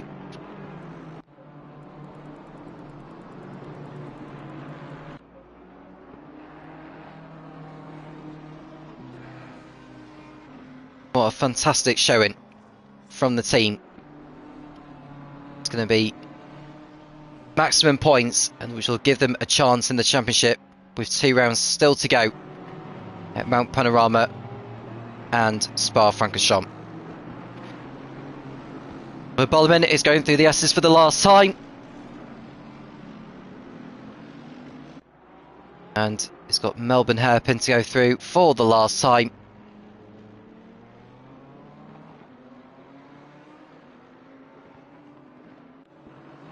And there is Goddard's Hairpin for the last time. And High Octane Racing will be out on the pit wall celebrating. Tom Bellerman wins for the High Octane Racing team. What a job they have done. Dominant. Absolutely dominant. I've just noticed something as well, is that I think we've lost connection with Sean Cole and the SBR team. And if that's the case, then the Virtual Racing lead team will go up in second place.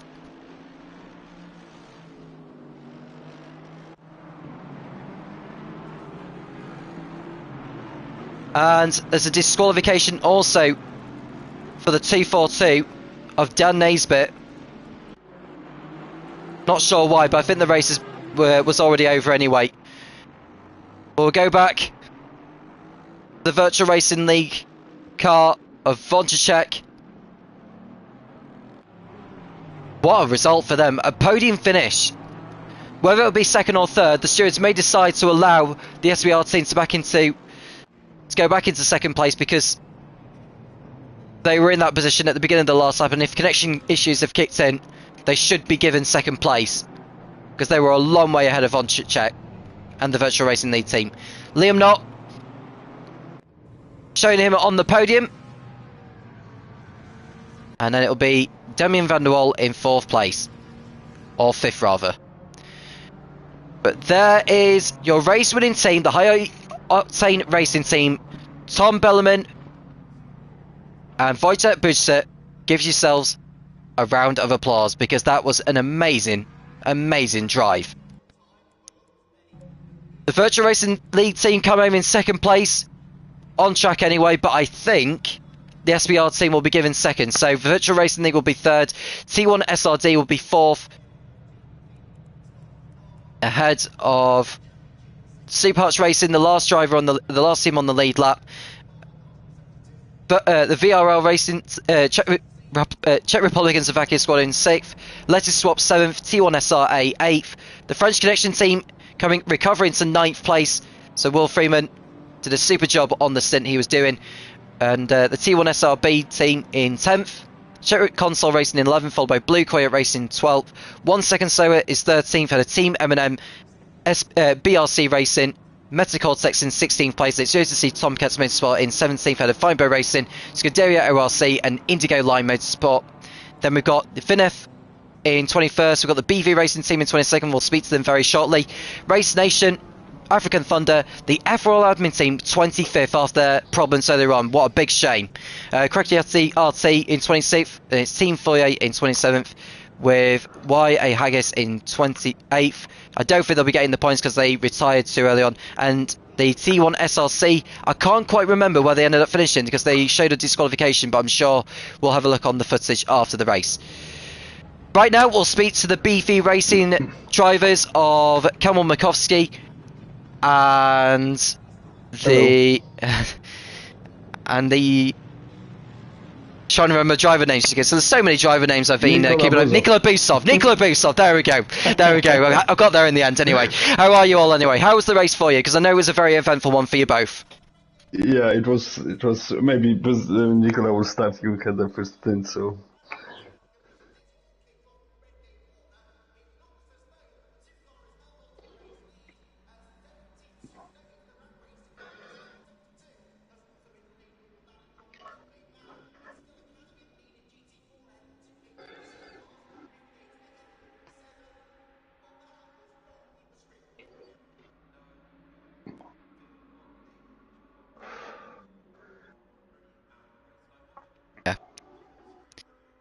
Definitely not as good as what it was at Imola in terms of finishing on the podium after a brilliant performance there. But today, you mentioned it all went wrong from the first lap, really, because I think you came together with someone, I think, round about where the Craner curves are.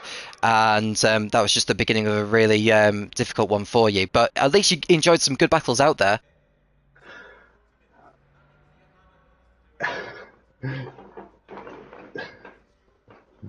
Yeah, on that front, it was very fun. There was a lot of overtakes actually, and probably not pleasant for the guys in front because we were under the blue flags. But we just tried to unlap them ourselves. And then at the end of my stint, when I went into the pits, I don't know what happened, but my button from the pit limiter didn't work, and I basically hit the wall on the pit entry, almost full speed. And on top of that, got the stop and go penalty because I entered the pit too fast.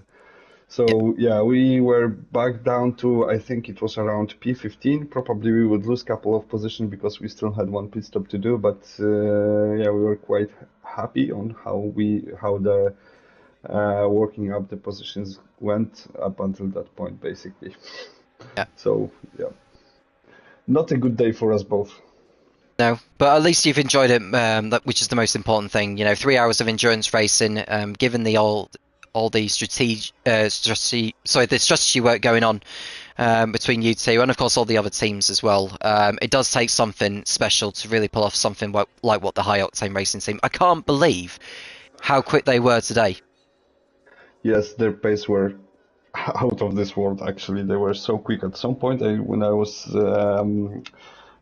playing the race engineer, I looked at the gap between P1 and P2. It was like 25, 26 seconds, and we were only like 20 or 30 minutes into the race. I don't know if I remember correctly, but it was something like that. So it's crazy.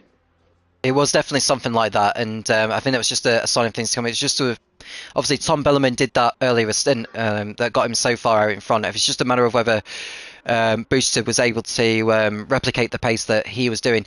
From what I saw, I don't think he was as quick as Bellerman, but he did do enough of a job on his own to still keep his team in there. And when Bellerman was back in the car, he was able to replicate the pace that he did in the earlier stint.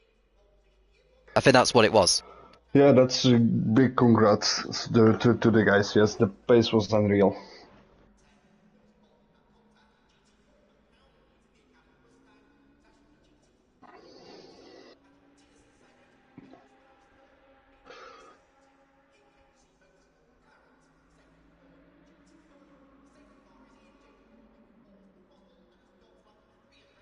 So does that come down to the car then? Because the car they were running was an Audi, or do you think it was just the fact that they were brilliant, just so quick as drivers?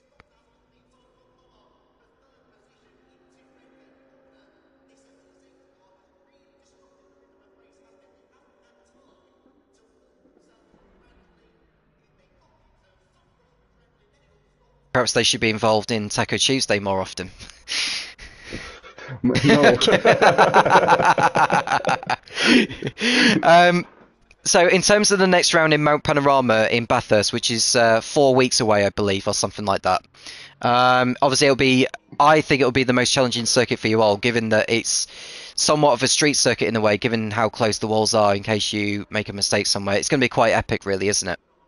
It will be quite opposite to what we had here. Here the walls are very far away from the track, so even if you had some off track, let's say, you were quite safe in terms of inflicting any damage to the car. But on the Bathurst, I think the results there will be very influenced by a bit of luck, because even if you are doing everything correct and you are driving and not hitting the wall, if someone in front of you have an accident, it's really hard to even evade the car. So yeah, I think there will be luck will be a big factor there. Yeah, and I was speaking to Craig Law earlier about pit strategy, because unlike at Imola, Donington is punishing on tyres. Did it punish your tyres as well as the French Connection team, would you say?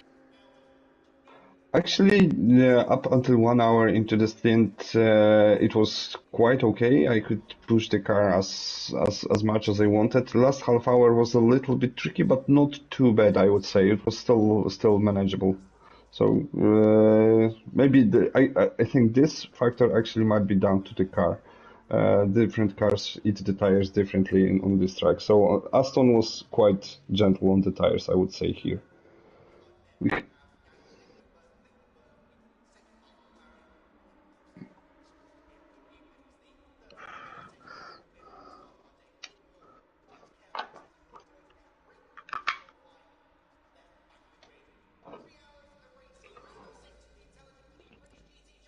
Well, given how the result has played out today in comparison to Imola, a lot of teams have still got a shot at it in terms of the title race. The French Connection team, I think, are still top of the table, unless I'm mistaken. I think it's the SBR team that are top of the table, thinking about it, actually, because should they get their second place back, because I think what's happened is they've either disconnected or they ran out of fuel in the last lap. I'm hoping that it's the former and they'll get their second place back. And if that's the case, they are the ones who are leading the championship after 2 rounds. But, you know, goodness knows what could happen at Mount Panorama. DV, you've got a shot at the championship? That's the goal, yes. But yeah, after today's race, we are hoping for much better result today. So we'll see how it will play out. Well, all I can say to you is hard luck today, both Nicola and Camille, but we can hope for better luck in Panorama in 4 weeks' time. And of course, best of luck if you are involved in the Taco Tuesday series that resumes next week. Yes, thank you very much. Yeah, you will see us there, that's true. And I hope only that all our bad luck was used today. And in Mount Panorama, we will have much more luck. Okay. I'll let you two get off because I know it's quite late over where you are. And so I'm going to bring this broadcast to an end. Thank you very much, all of you, for tuning in. And make sure you like and subscribe to the channel as well. Do check out all the other leagues of which the FRL runs, including Taco Tuesday that I've just mentioned. Do follow on Facebook and Instagram, and do join the Discord in case you wish to get involved. Do make sure you like and subscribe, as I've already mentioned, as we look to increase the number of subscribers. I'm hoping by the end of the year we'll reach to something like 1,000 or something like that. I know that's ambitious of me, but in life you've got to be. So it's time for me to end this. Very, very well done to the High Octane Racing team. They very, very well deserved the victory today after the convincing performance earlier on, and they'll be going into the next round at Mount Panorama in high spirits as well. Thank you very much for watching, and we'll do it again in around 4 weeks' time at Mount Panorama. I'm Tom Cairns, and I'll speak to you again soon when the Formula Racing League returns.